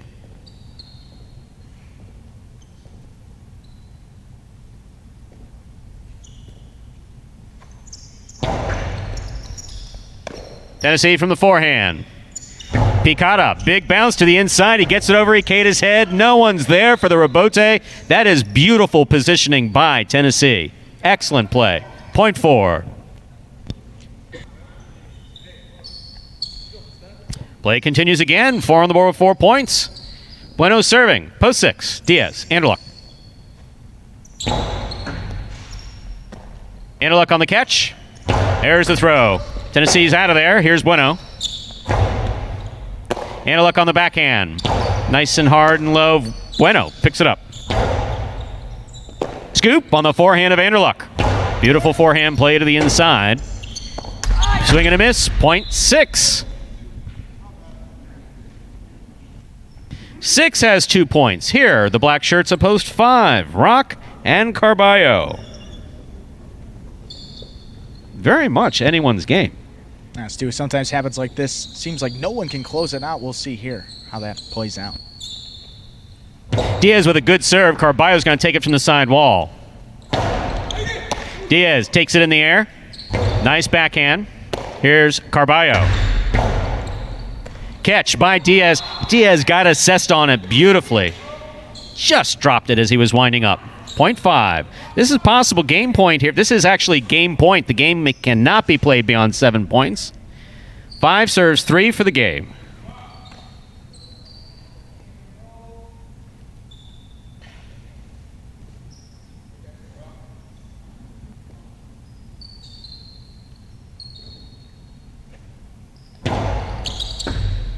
Good catch by Douglas. There's the backhand. Carballo going over his head. And he completely missed it. Point in game. White shirt up. Post 3. Douglas and Lamonte.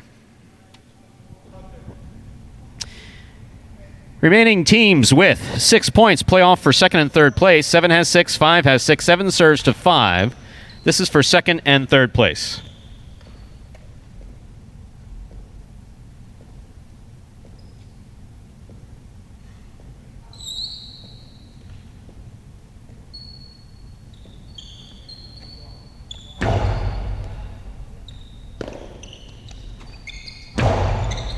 Catch by El Barba. Back to midcourt. Carballo's there. Ball tipped by Ben.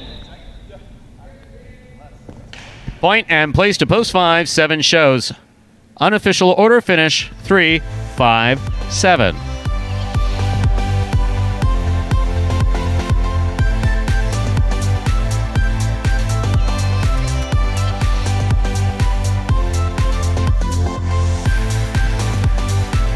Well, overall, again, continuing with improvement. I mean, it was an exciting game.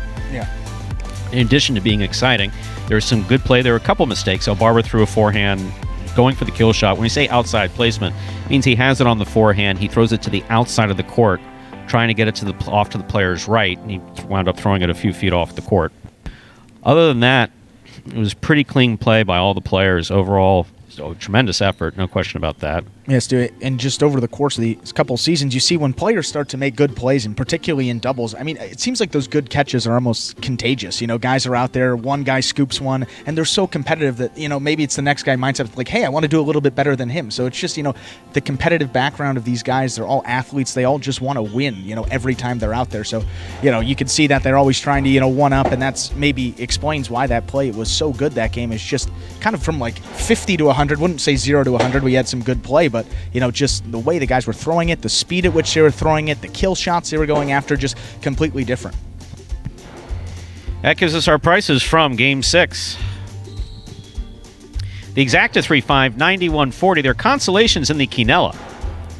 3 all and 5 all. 5 in the Quinella, 5 with all numbers, $4 even. The trifecta, 3-5-7. That's first, second, and third place. $6.29 even.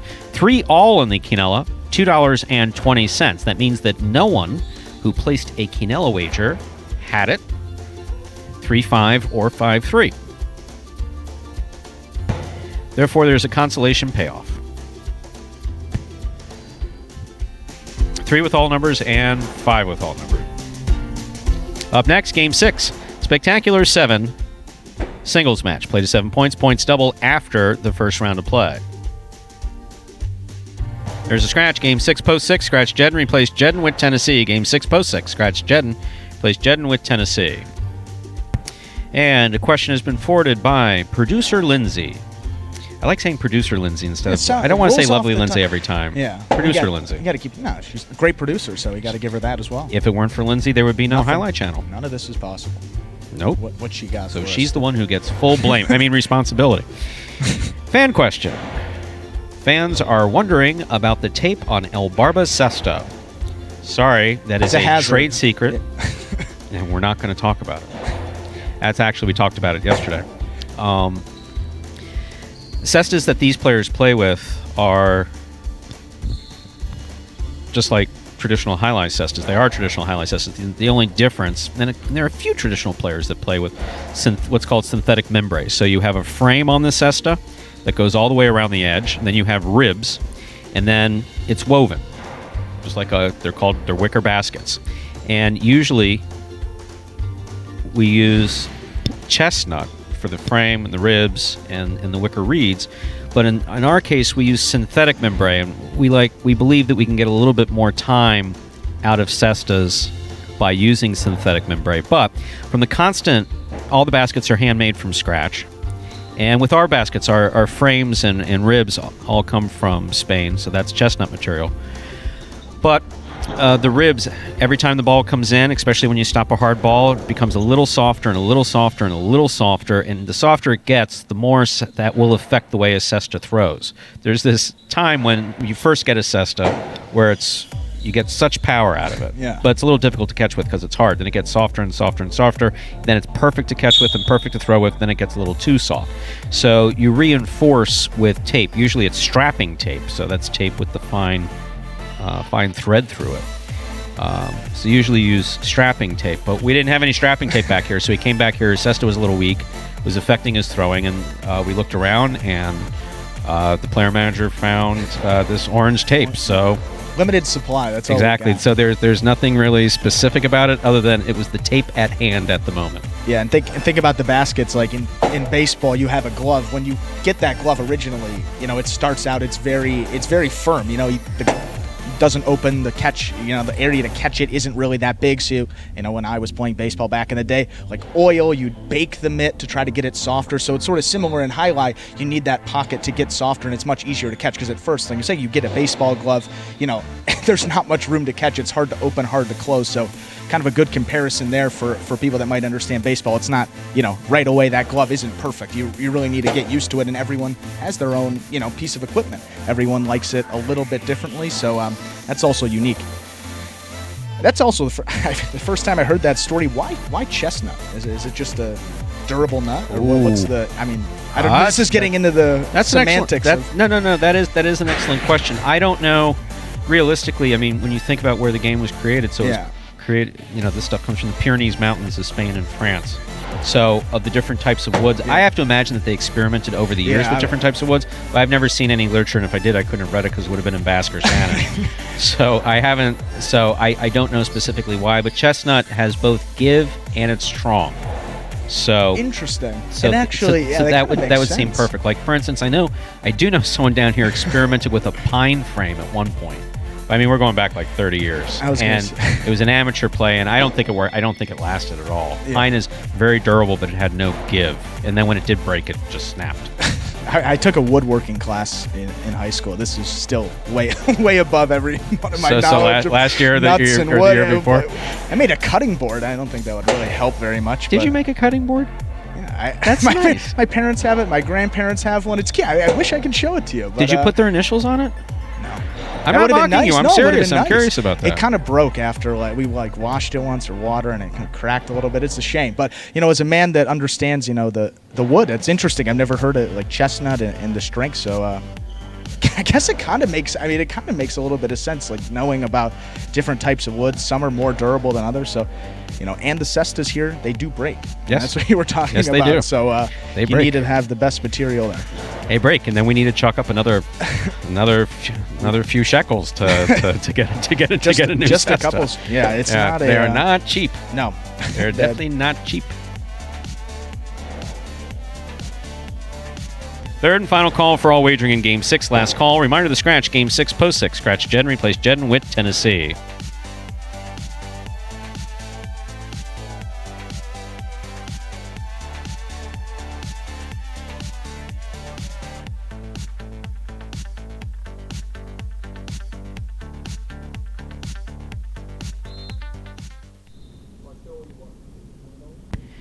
Ladies and gentlemen, ready to go with game number 6, a spectacular 7 singles match. Play to 7 points. Points will double after the first round of play. Serving in the red shirt of post 1, number 30, Diaz. Receiving in the blue of post 2, number 22, Bueno. Our first matchup of the 6th game has Diaz serving to Bueno.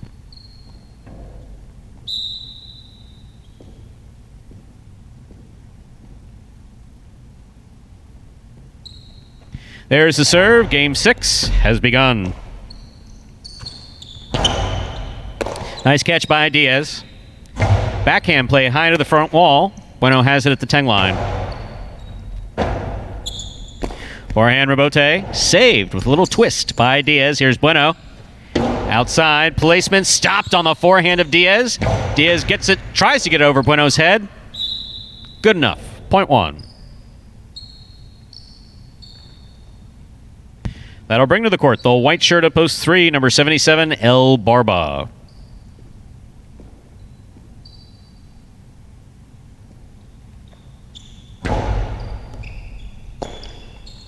El Barba from the forehand. Here's Diaz.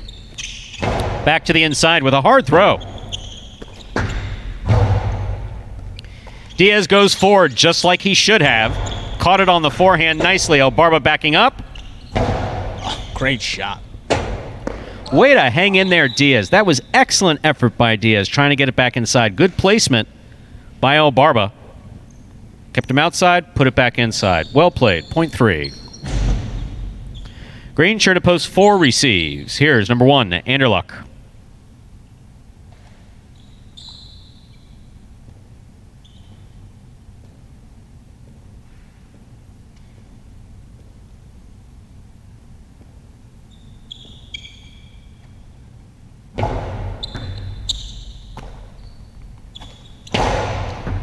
Great catch by El Barba on the backhand. Here's Anderluck from the 9 line. Over the top, Picada, the big bounce. Gets up, brought down, but not held on to by El Barba. Good throw by Anderluck. Point 4.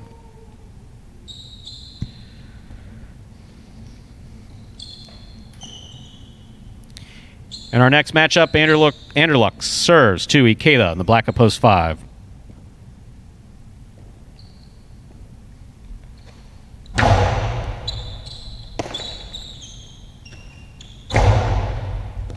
Catch by Anderluck. He comes over the top. Hard throw to the inside. Forehand rebote by Ikeda. Anderluck. Difficult catch at the sidewall. Trying to keep it on the forehand. Rough. Point 5. Ikeda is now serving 2. Yellow shirt at post 6, substituting for Jedden is Tennessee.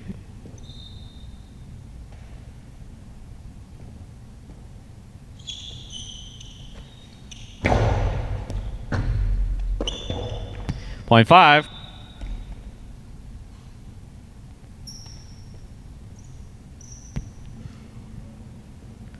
On the court, ready to receive in the pink shirt of post 7 is number 29 of Wello.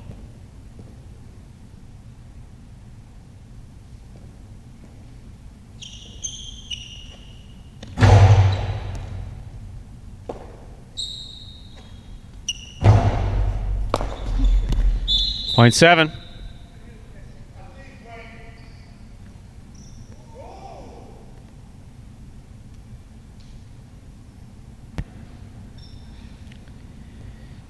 Here's post 8. Ben.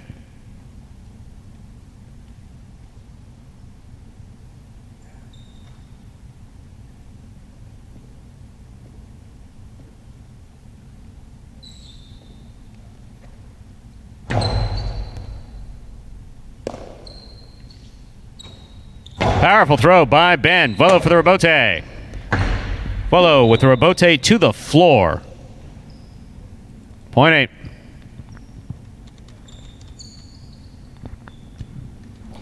That completes the first round of play. All matchups are now worth 2 points through the end of the game. First to return, Bueno, post 2.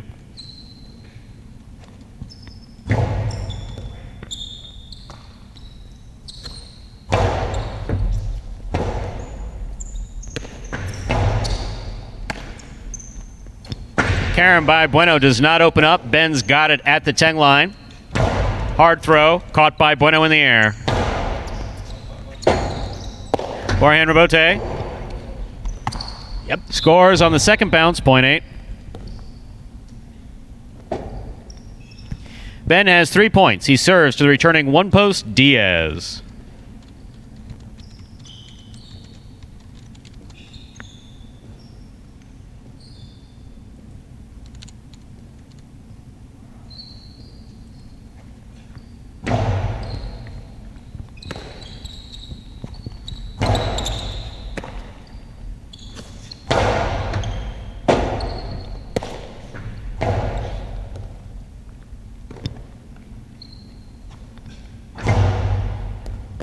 Ball missed on the forehand of Diaz, point 8.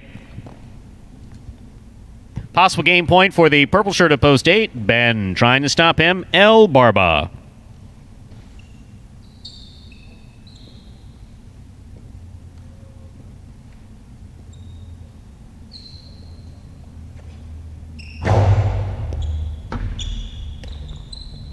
Juggled, then dropped.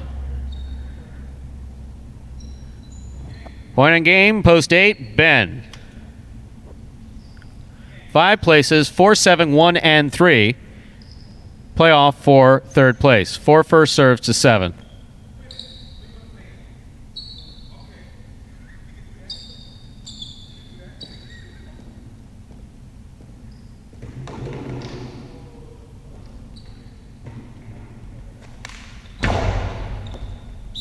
Over serve, point 7. 1 now serves to 3. The winner of this point meets 7 in the continuing playoff for third place. 1 serves 3.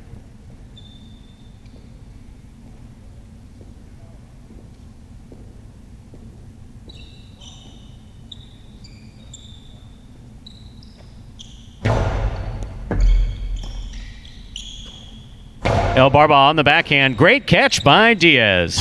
That's too hard, too high, out of play. Point 3. 7 serves 3. This is for third place.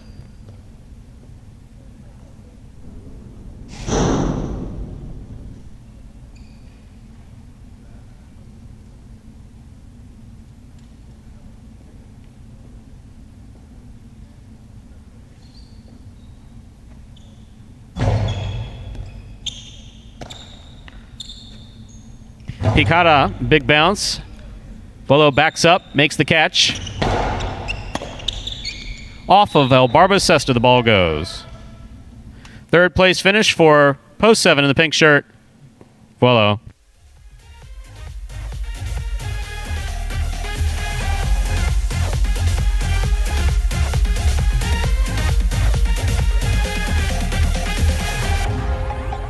Results are official. Coming in first, post 8, Ben. Taking second, post 5, Ikeda. Coming in third, post 7, Vuelo. 8-5-7, the official order finish for game number 6.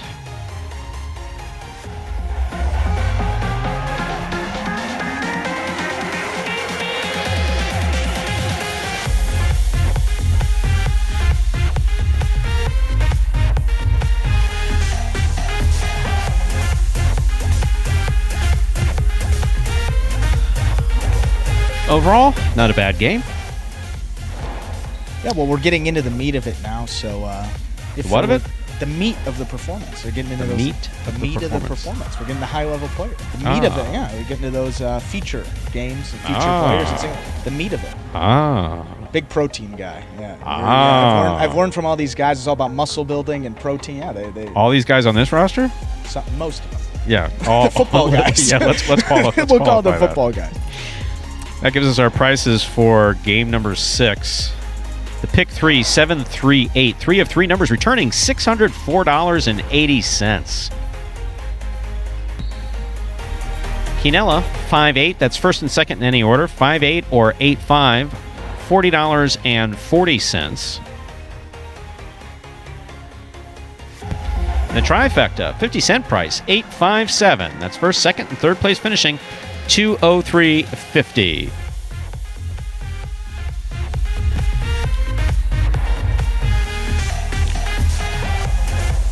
Up next, Game 7, a spectacular 7 doubles match.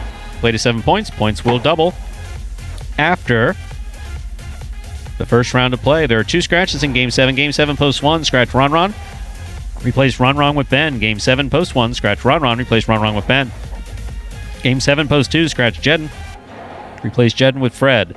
Game 7, post 2, scratch Jedden. Replace Jedden with Fred.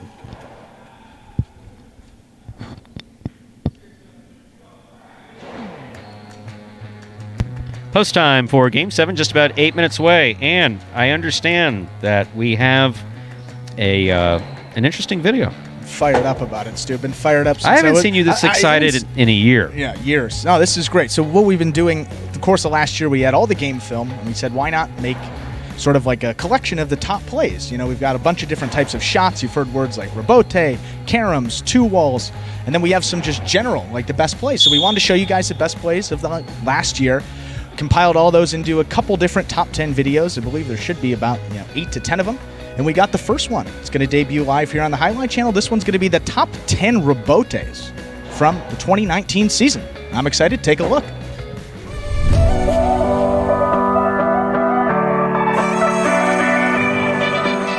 Outside placement from Pool. Macier goes back for the rebote, diving, and that's a 2-wall, and lands just in. That will score.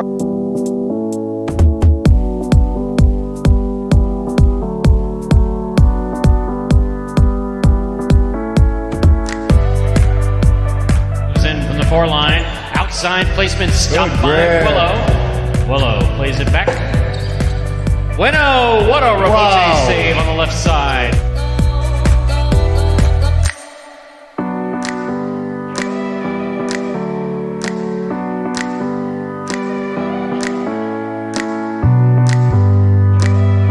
Karam stopped on the forehand of Jed. What a beautiful rebote. Jed on the run, 2 bounces, scores.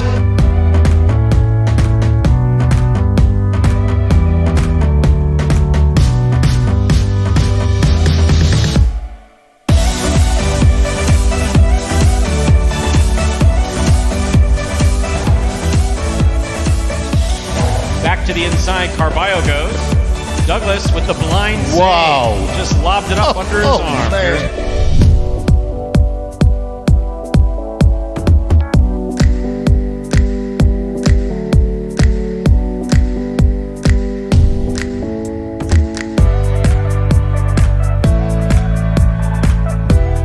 Rebote thrown beautifully. Antelope gets out of the way. Rebote's back up. What a fine effort. This is a 2-wall. El Barba on the run. And it scores.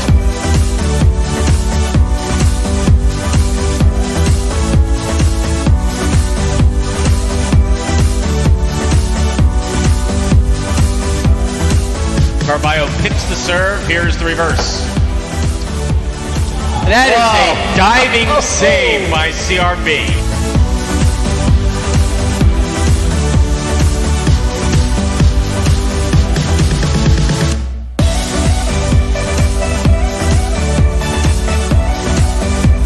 He somehow gets rid of it in time without holding it. Here's Anderluck. Carballo diving save. What a fantastic rebote thrown by Carballo.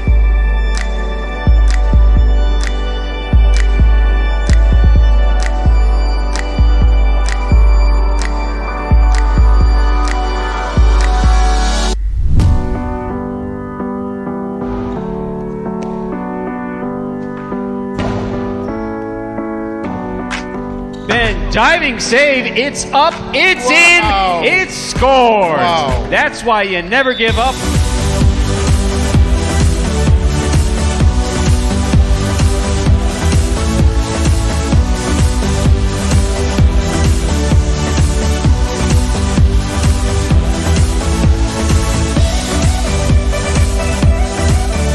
Big left side, takes an interesting hop, goes to the outside. There's Douglas.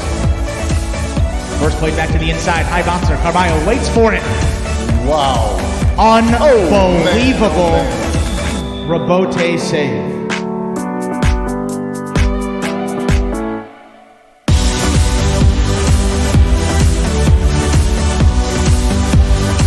Carballo's there. Sidearm carom, split placement. Kubala up at the 5 line. Willow.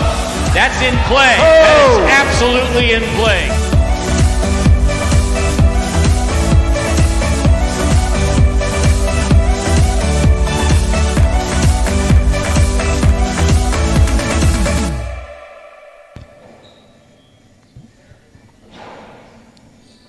Well, that's some high-flying rebotes, Stu. That's pretty cool. What'd you think? You saw that for the first time?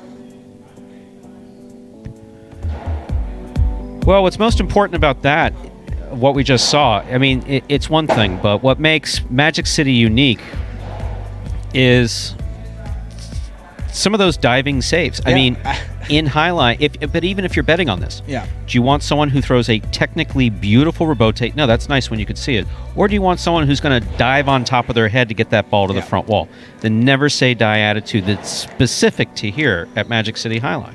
You know, we do the best we can with what we have to work with. But the one thing that all the players do understand, every player on this roster gets, do anything to get that ball back to the front wall. Yeah, and you know, it's a great point here. You know, these guys, you talk about it all the time. I've been watching Jai-Alai for many years, and this is the first time I've come here seeing guys just diving, laying their bodies out on the line. It's just awesome to see, you know, the athleticism and making those plays. I mean, talk about some of those from Carballo, one-handed. Ben had a one-handed play. Vlelo, no look. I mean, just across the board, all of these guys, you know, have the ability to make these athletic plays, and I think that's a lot more fun to watch, and it shows that they care about what they're doing, and I think that's most important, and they're really having a good time, having fun, and being competitive, and that's awesome to see. That brings us to post time for game number 7.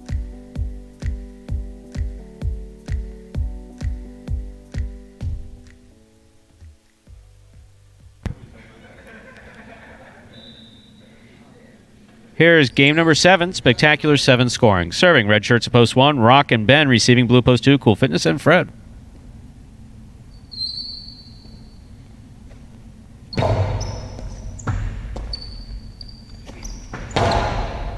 Catch by Ben. Karen by Ben. Lands in, scores.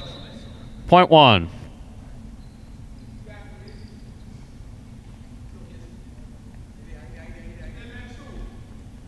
White shirts at post 3, Diaz and Anderluck.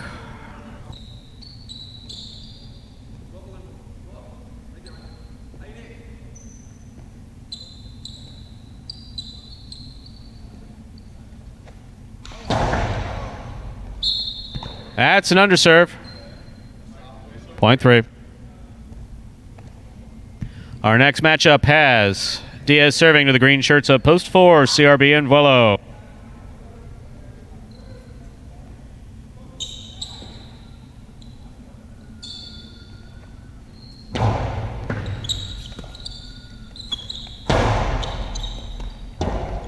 Point 4.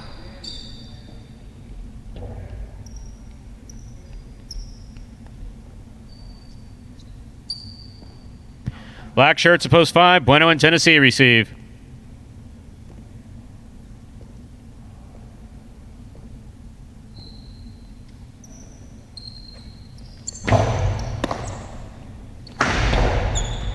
Karam off the serve, stop. Nice play. Scoop by Vlelo.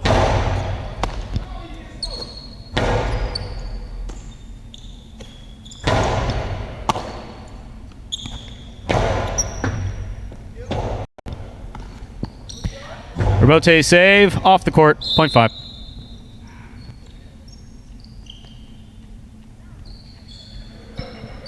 Here are the yellow shirts, post 6, Lamonte and Douglas.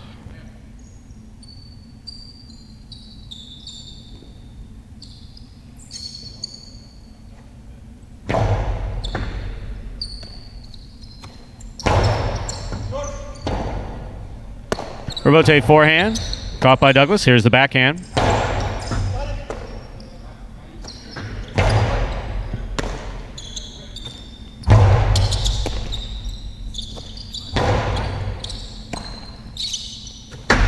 Sidearm, Karam opens up, off of Bueno's cesta, it goes, point 6. Yeah, Bueno wish he could have had that one, got in a pretty good position, but it's just tough. Douglas throws it so hard, make that catch on the run. Next matchup, Lamonte serves, pink shirts at post 7, Juice and Carballo.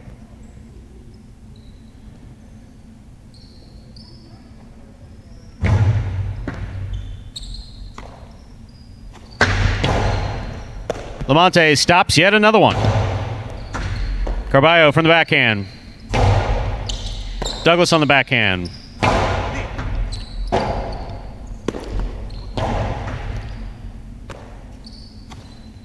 Hard throw by Douglas.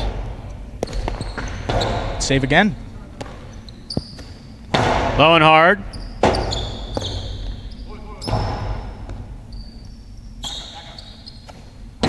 Here's another one. Carballo with a diving save. Here's Douglas. Blast. Caught by Carballo. Scoop by Douglas. What a catch. Carballo for the rebote. Rebote by Douglas. Too hard, too high, out of play. 0.7.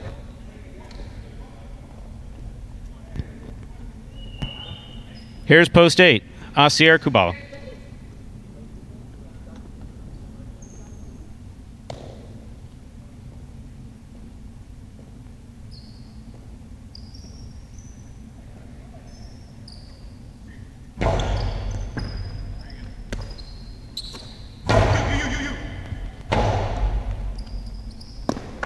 Juice for the rebote. Kubala makes the save. Here's Carballo. Hard to the inside. Caught by Kubala. There's the reverse. Carballo again. Asier for the rebote. That touches. Here's Juice with the catch. Cortada scores 0.7.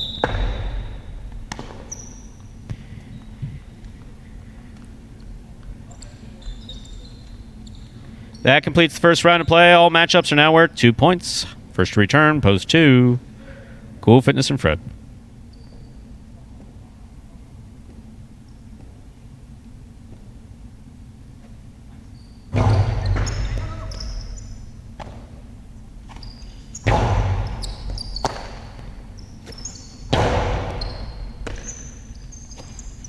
Backhand by Fred, caught. Then dropped by Carballo. 0.2. 2 on the board with 2 points. Here's post 1. Red shirts return. Rock and Ben.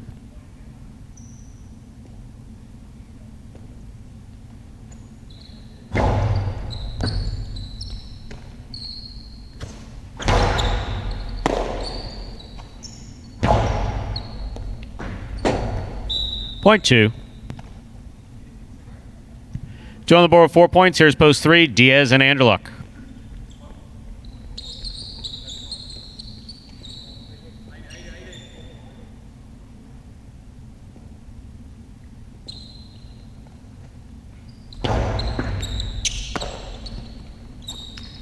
Picada, that means big bounce. Brought down by Fred deep in the backcourt. Anderluck has this on the forehand. Throws it hard. Here's Fred with a drop ball. 0.3. 3 has 3 points, serving to the returning 4 post. The green shirts, this matchup, has CRB and Vuelo receiving.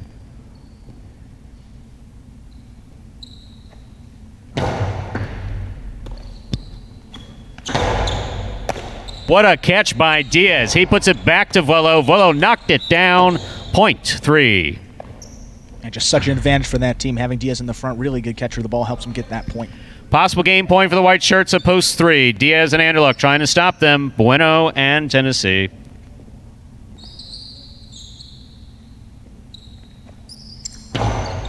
Bueno picks another serve. Anderluck from the 9 line. Hard to the inside. Tennessee for the rebote. Nicely played. Tennessee looked like he was going after his own ball there. Wow. 0.5. 5 on the board with 3 points. Here's post 6.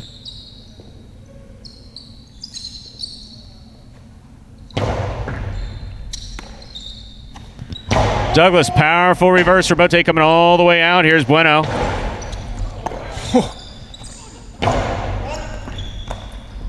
Point 6. 6 has 3 points. Here's post 8. Asier and Kubala.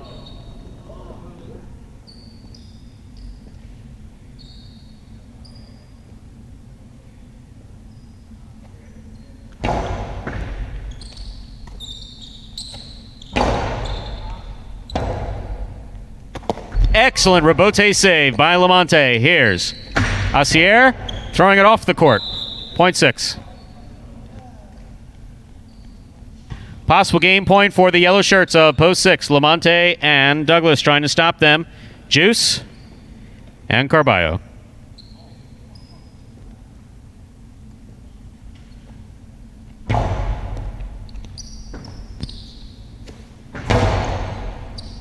Douglas makes a great catch. Returns this one hard. Karam stopped by Lamonte. Lamonte puts it back. Here's Carballo. Douglas calls for it, rifles it, and that scores. Point and game to the yellow shirts of post 6. Lamonte and Douglas. 3 places, 2 shows. Unofficial order, finish 6-3-2.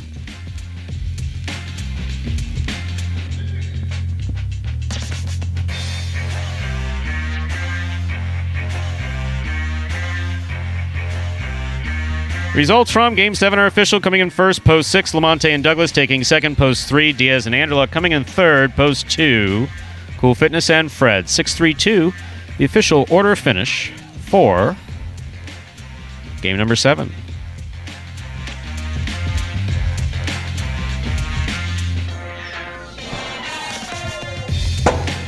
And still looked like there Douglas just put his power into another gear there on those forehands. He just fires the ball sometimes. Well, yeah. Absolutely. No, I mean, obviously we got, for the most part, everybody throwing it to Lamonte. Lamonte, to his credit, is catching the ball and stopping it, so that's good. Pressure gets up on Douglas to finish the ball, so he throws it harder and harder and harder. Eventually someone's going to step in front of one of these balls, and that'll be a scratch.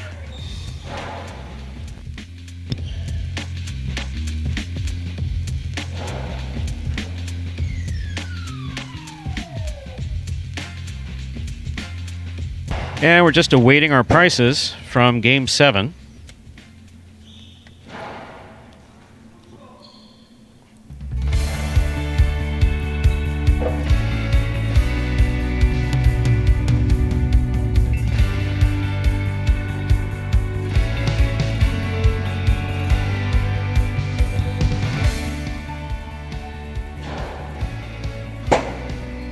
With that win for the team of Douglas and Lamonte, it was a 3-way tie.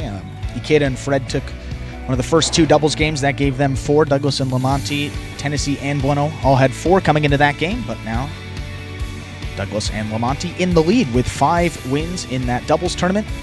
$10,000 for first place, $5,000 for second place. We'll be going till pretty much the end of June with that doubles tournament, so a big win for them, retaking the lead in those doubles standings. Now Douglas atop in both singles and doubles, a comfortable position, found himself there last year as the prices roll across the board. There are your prices.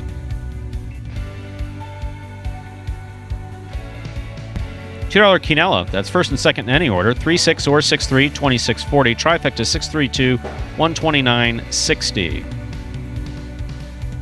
The high five was hit, 87386. 5 of 5 numbers returning a whopping $4,996 even.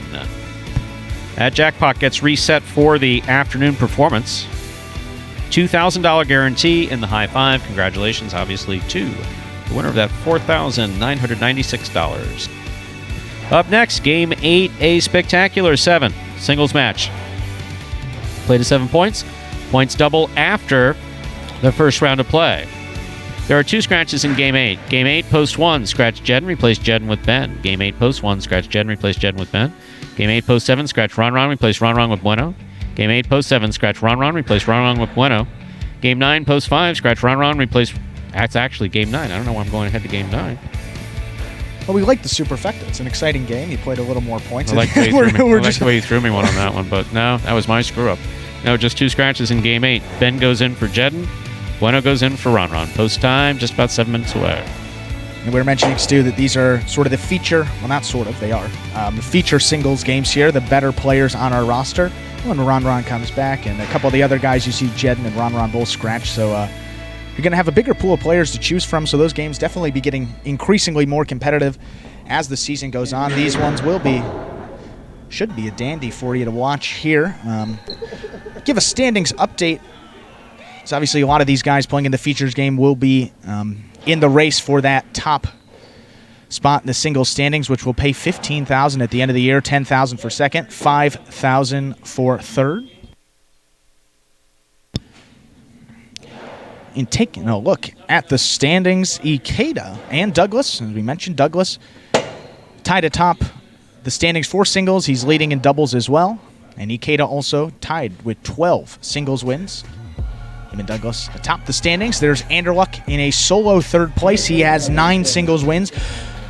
Played a couple more games than Douglas. Him and Ikeda have played about the same amount of games, but Anderluck 3 wins behind both Douglas and Ikeda, and he is in third place, tied with Vuelo. Vuelo, one of the middle, early game players, played in a couple of the late games as well. He also has 9 wins. So tie atop for first, and then a tie for third.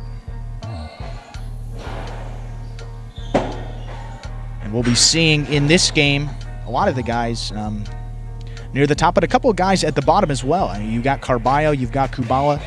Last year, Kubala took second place overall in the championship singles race. I think he had 99 wins in singles, if I'm not mistaken. So he's got a long way to go here in 2020 to recreate that performance last year. A bit of a tougher level of competition for him. Played in a couple less games. Same with Carballo. Both of them playing in the same amount of games as Douglas. And Douglas certainly a little bit of a higher level of play, just playing really good highlight to begin this season. One of a natural talent on the roster. So it'll be interesting to see how these guys, you got Douglas in the 2, and that's a very favorable post position, but Kubala, Carballo, Anderluck, I mean, I hate to use another term that Paulie gave, but a salty bunch here in Game 8 and Game 9. Sure to be in for a good one here, so if you want to check out some of these singles games, definitely the best ones to watch. The better players here.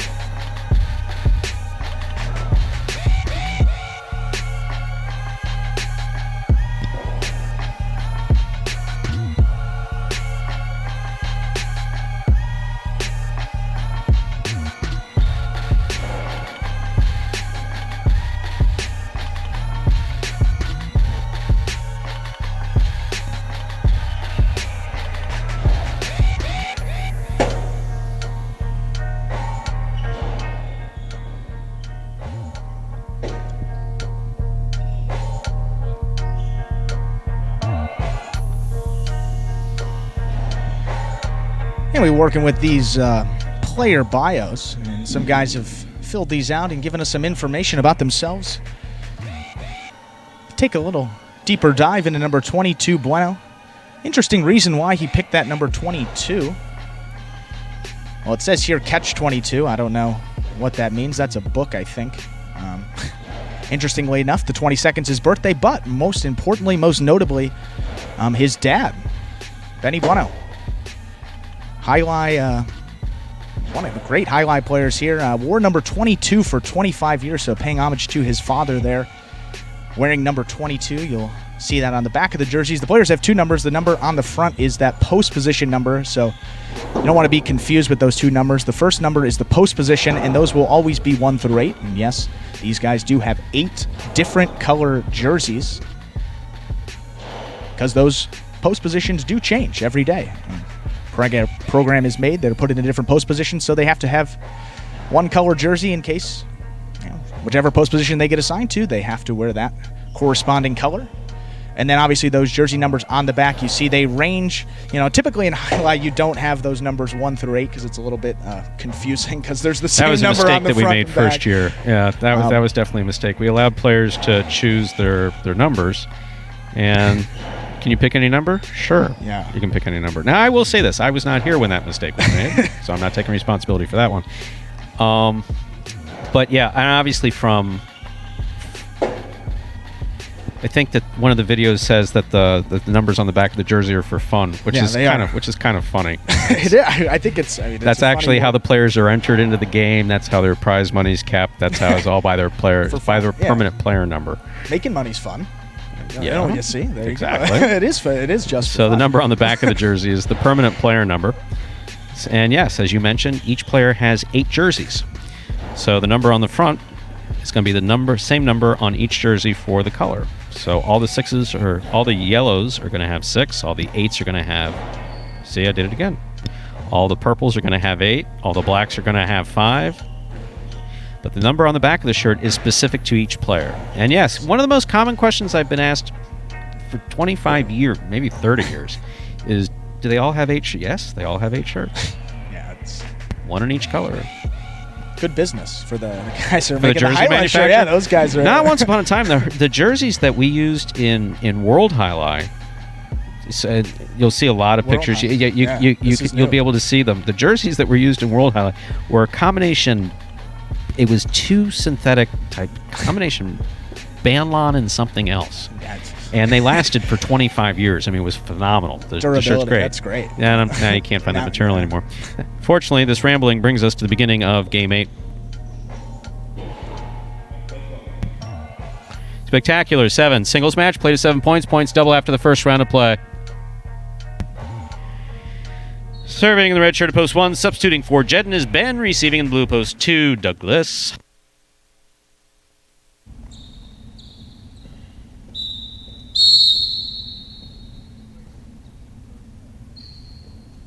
Ben serves, Game 8 begins. Powerful backhand by Douglas. Ben makes the save. Douglas knew that he had to go for that. If that just kisses the front wall, it will land in and score. Good effort by Ben. Good effort by Douglas. Point 2. That'll bring to the court the white shirt at post 3. Number 1, Anderluck.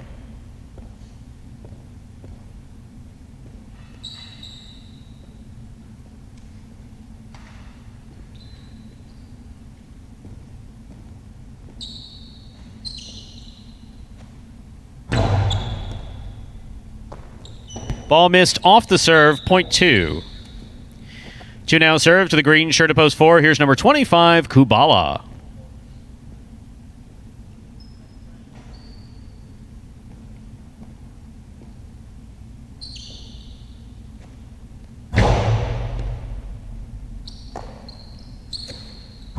Strong backhand by Kubala.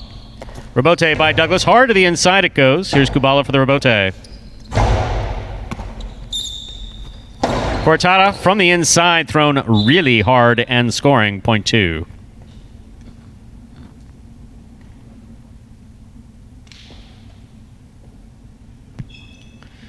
I'll bring to the court the black shirt of post 5. Our next matchup has Douglas serving to Carballo.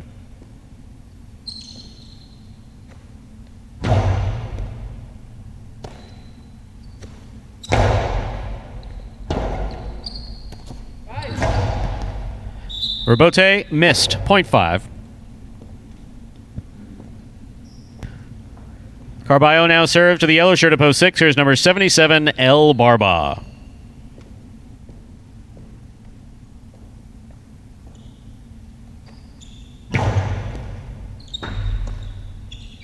El Barba on the backhand. Clipped the sidewall. Carballo's got it in the middle of the court.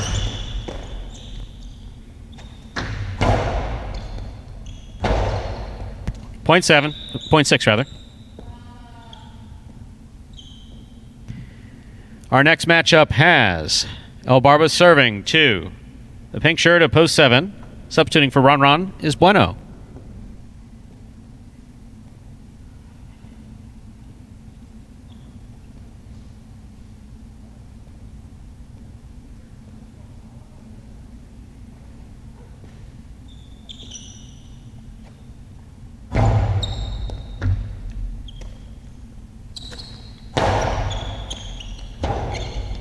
Forehand rebote by El Barba stays in play. Here's Bueno from the 7 line.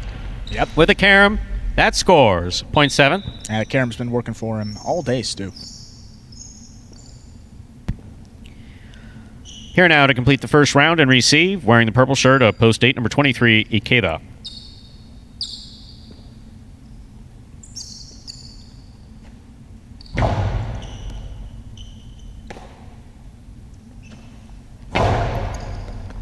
This gets by Bueno on the forehand. He tried to pick it up on the quick bounce. Missed it. Point 8. That completes the first round of play, and all matchups are now worth 2 points. First to return in the second round, Ben.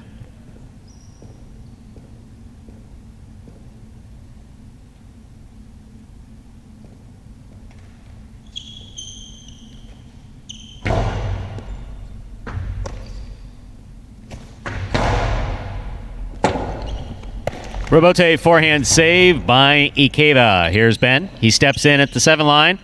Hard throw to the inside. Ikeda read it, stopped it, returns it from the backhand. Robote by Ben. Nice. Ikeda from the forehand.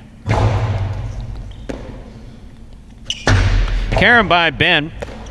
Came in on Ikeda. He knocked that away from his face. Point 1.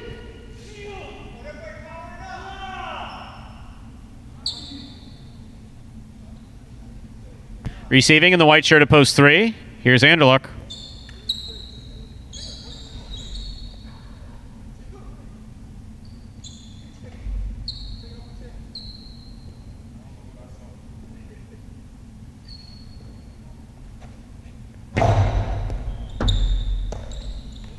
Anderluck on the backhand. Caught by Ben. Karen by Ben. Wild. Out of play. Point 3.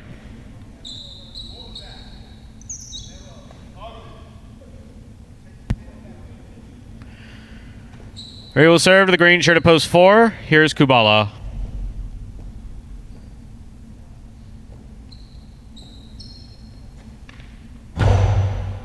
Great serve by Anderluck. Ball comes to the 12 line. Kubala's there.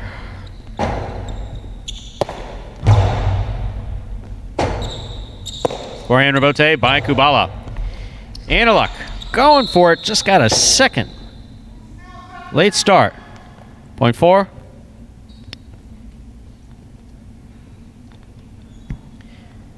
Kubala's on the board with 2 points, serves the returning 2 post.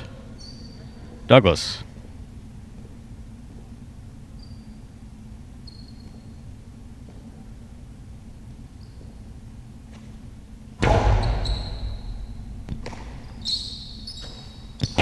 Powerful throw by Douglas. Good catch by Kubala.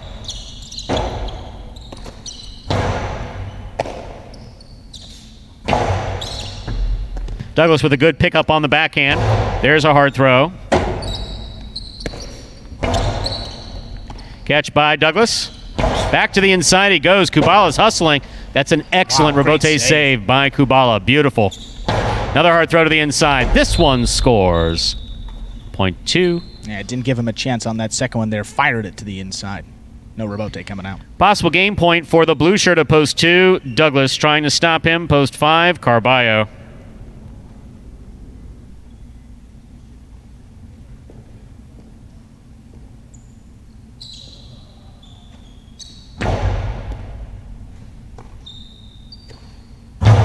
Carballo trying to pass to the back wall too hard. That went straight to the overhead screen.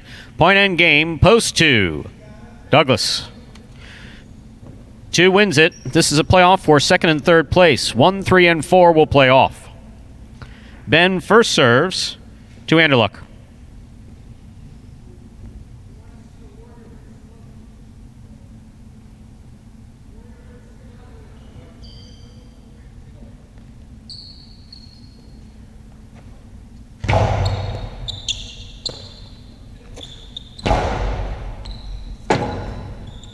Ben, excellent rebote save.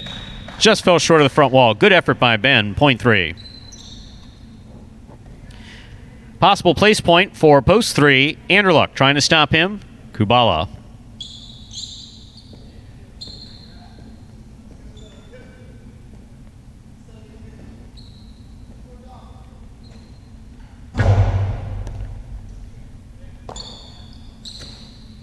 Backhand by Kubala. What a scoop by Kubala. Here's Anderluck. Forehand rebote by Anderluck. Hits the overhead screen. Point 4. We'll turn them around now. 4 serves 3. This is for second and third place.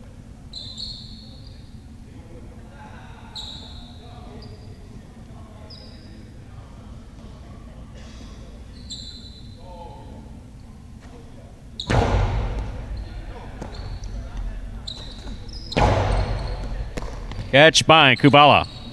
There's the backhand. Rotate forehand by Anderluck. Rebote left side.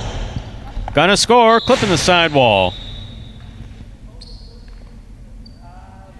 Point and place to post 4, Kubala. Anderluck in post 3 shows. Unofficial order finish. 2, 4, 3. Your prices will be up in a moment.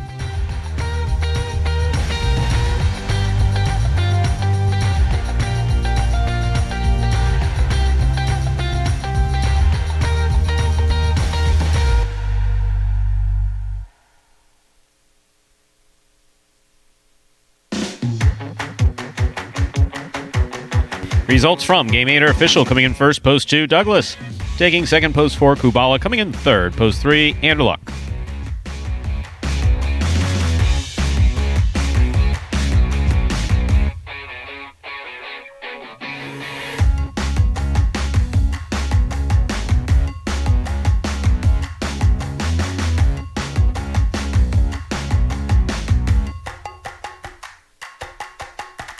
There are your prices.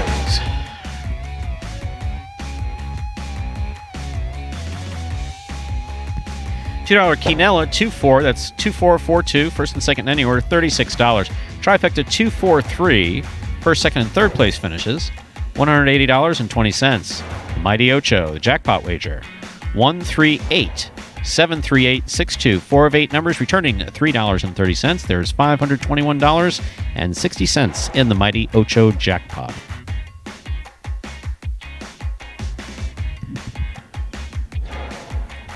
Up next, last game of the matinee performance.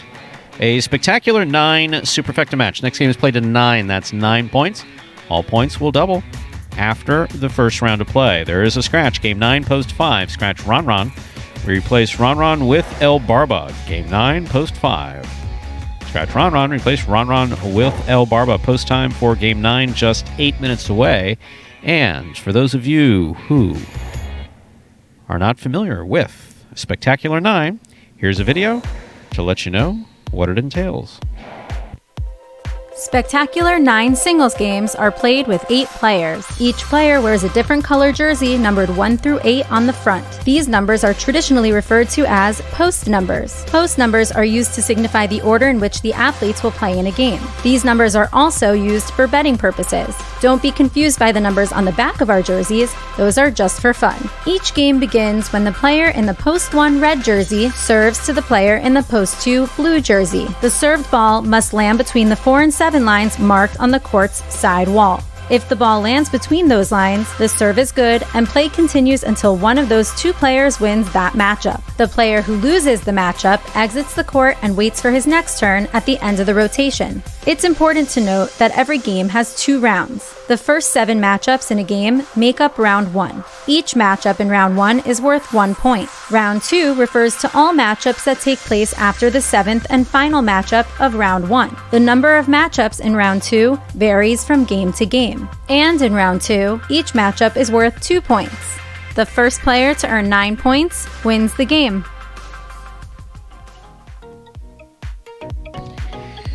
And there's everything you wanted to know about a Spectacular 9 Superfecta game. Actually, I think it just talks about Spec 9, right? Yeah. Not the Superfecta? No, just the score. Yeah, just the extra.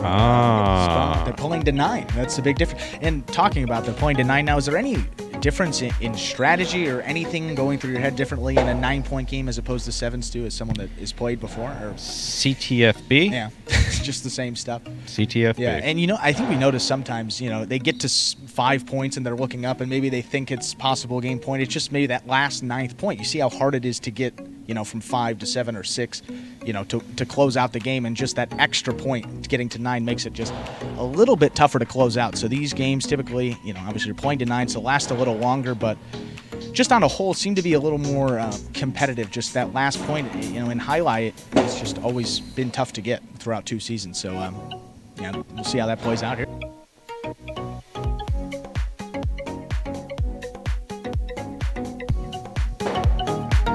We have less than 5 minutes remaining for the beginning of Game 9. There's a scratch. Game 9, post 5. Scratch Ron Ron, replace Ron Ron with El Barba. Game 9, post 5. Scratch Ron Ron, replace Ron Ron with El Barba.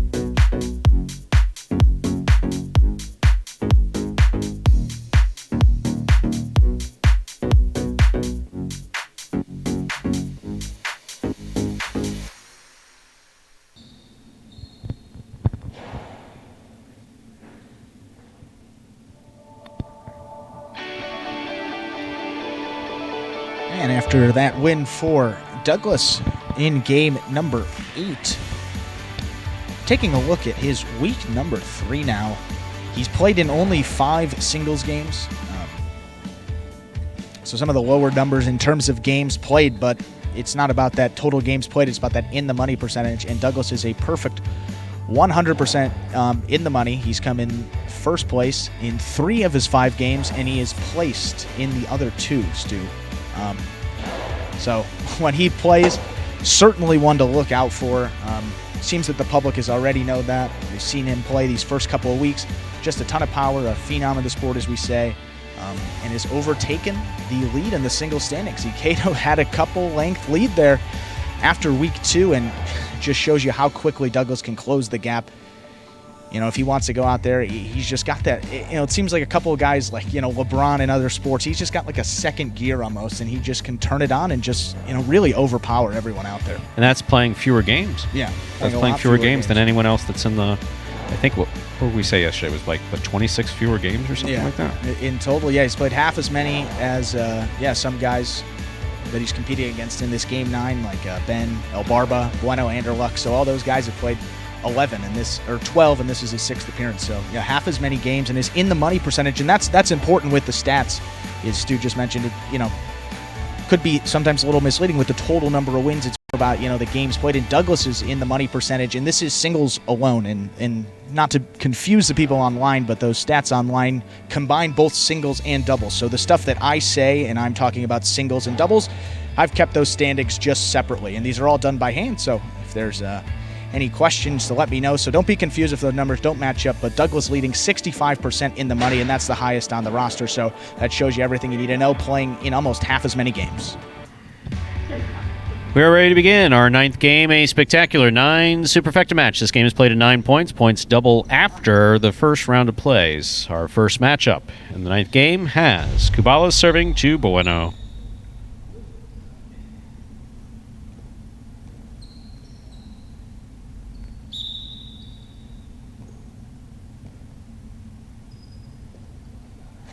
Kubala serves. Our 9th game is underway. Powerful backhand throw by Bueno. Robote left side by Kubala. That stayed away from the overhead screen. Very nice. Robote left side. Midcourt. Bueno's got it on the forehand. Karam lands off the court. Point 1.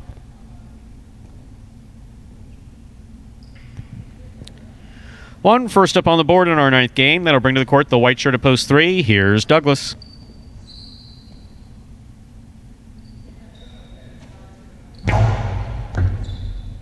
Over serve. Ball must land between the 4 and 7 line. That went past the 7. This point goes to the 3. Douglas is serving to Carballo in the green at post 4.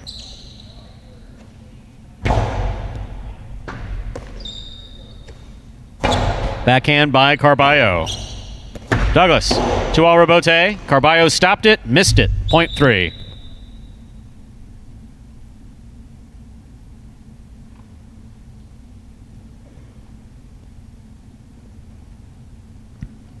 Douglas now serves with the black shirt at post 5, El Barba.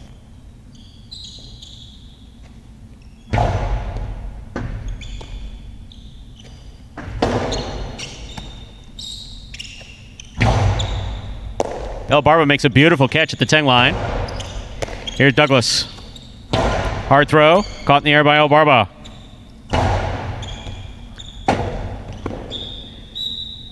Point 5.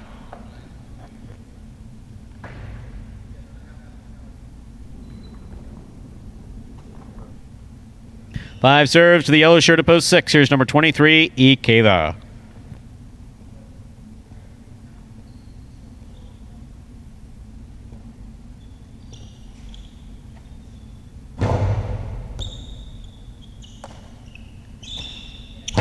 Ikeda on the backhand, dropped by El Barba at the 10 line. Point 6.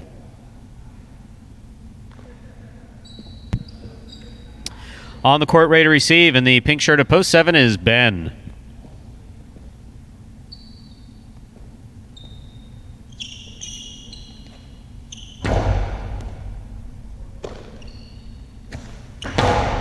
Powerful backhand by Ben. Ikeda sends it inside. Here's Ben. Rebote by Ikeda. Catch by Ben. There's a hard throw by... What a scoop by Ikeda. That's a good effort by Ben. Difficult shot. Missed it. Point 6. Beautiful scoop by Ikeda. I mean, that was just picture perfect. Yeah, Ben giving credit where credit's due. One of the best scoops we've seen. What a catch. Here now to complete the first round and receive. Purple shirt to post 8. Anderluck.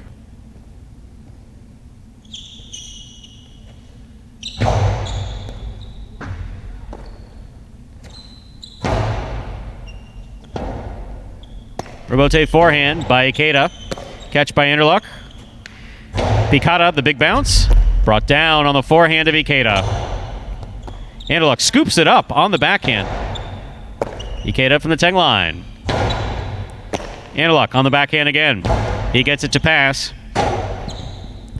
Forehand rebote save by Ikeda. Goes off the tip of Anderluck Cesta. Point 6.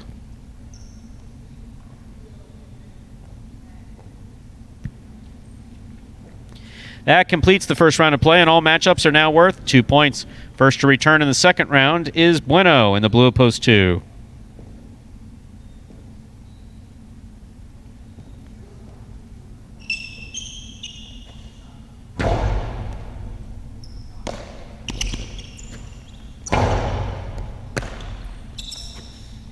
It's a hard throw over the top by Ikeda. Forehand by Ikeda. That scoop not working. Point 2.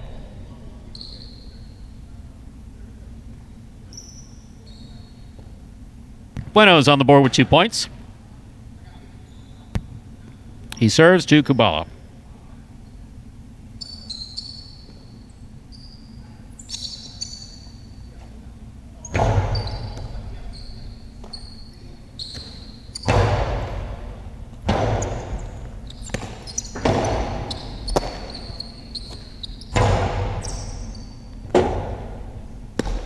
Rebote forehand by Bueno. Kubala's got it. It's a beautiful rebote by Bueno. He goes to the floor. Kubala makes the catch. Tries to bounce it over his head. Bueno scoops it up. Nice forehand rebote by Kubala. Good catch by Bueno. Bueno sends it high to the back wall. Rebote coming out to the 6 line. Turned by Kubala. That ball coming in fast, came off the side wall. Kubala was lined up to take it on the left, tried it on the right, didn't work. Point 2.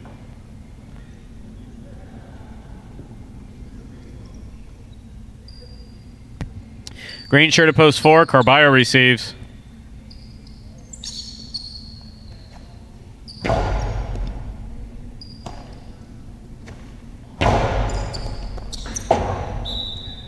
Point 4.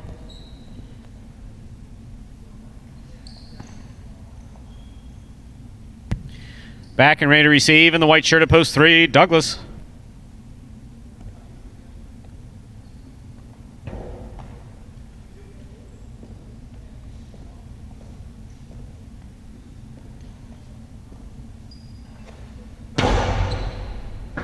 What a catch by Douglas. I mean, wow. Here's Carballo. Carballo trying to change up the speed on it. Did not work. Douglas flips it back, keeps it away from the overhead screen. Carballo makes the save. Low and hard to the inside's going to score. Point 3. Just putting it where your opponent's not, Stu. Name of the game. Good shot for Douglas. Scores. Yeah, there's a real tendency to overthrow it, but that did not happen there. Douglas now serves to the black shirt at post 5. El Barba.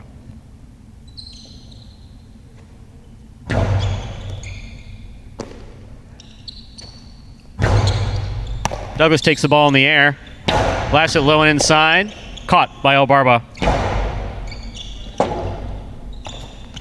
Rebote to the inside. El Barba. Difficult catch. Almost made by El Barba. Point 3.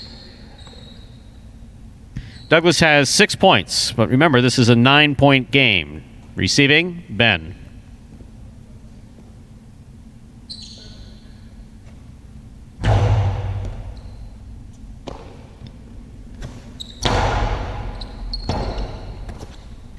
Outside placement of the, let's call it what it is, a Costado Rebote scores.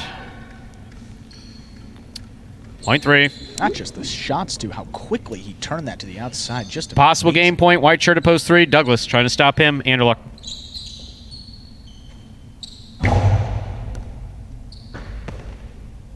That was a beautiful serve by Douglas. He put Anderluck in the corner. There's a hard throw. Scoop by Anderluck. Douglas on the catch. Powerful backhand. Anderluck for the rebote. It's up. Hits the screen. Point in game. Post 3. Douglas. No playoff here. 2 places. 6 shows. 4 takes the quad. Unofficial order finish. 3-2, 6-4.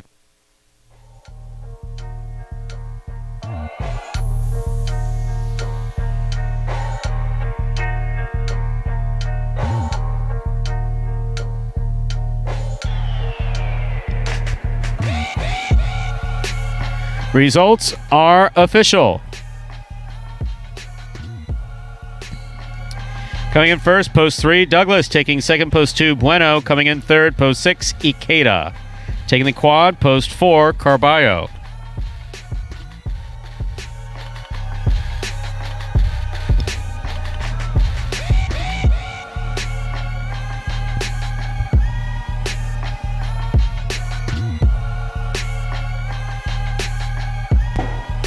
Three, 2, 6-4. The official order finish for Game 9. Area prices: the $2 Quinella 2-3, $19. Trifecta 3-2-6, $109.40. Superfecta 3-2-6-4, $20.60.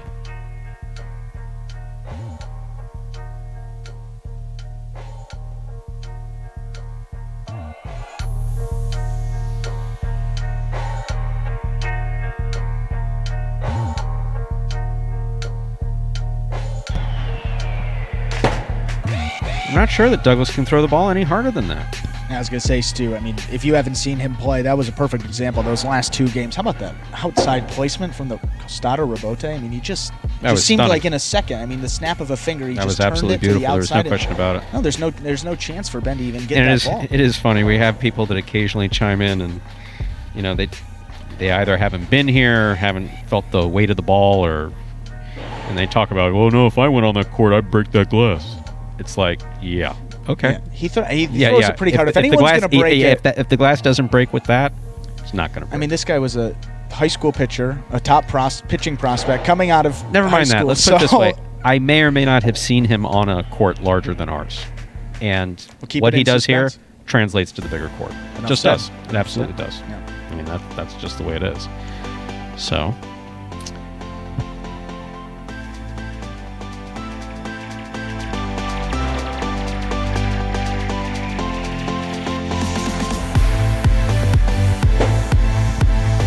glass did break one time.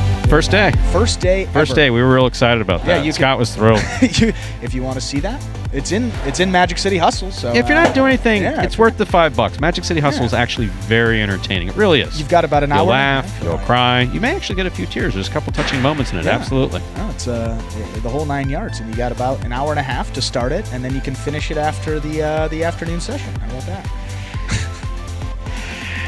And if I'm not mistaken, I believe that will do it, Andrew, for this Friday matinee performance of Live Jai-Alai in the Magic City on YouTube's Jai-Alai Channel.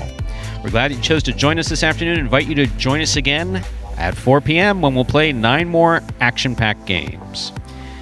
We sure hope you enjoyed today's Jai-Alai action at Magic City. Please like and subscribe to the Jai-Alai channel. Let us know your thoughts and any questions you might have in the live chat. Our producer, one of our producers, follows the chat, will forward us questions, okay, let's say it officially, as they see fit. Yes, absolutely. That's pretty professional sounding, isn't it? On behalf of the players, staff, and management of Magic City Jai-Alai, we thank you for joining us today and hope you will join us again today at 4 p.m. So for now, goodbye till we can see you back here at Jai-Alai, just about an hour and a half away. Take care, everyone.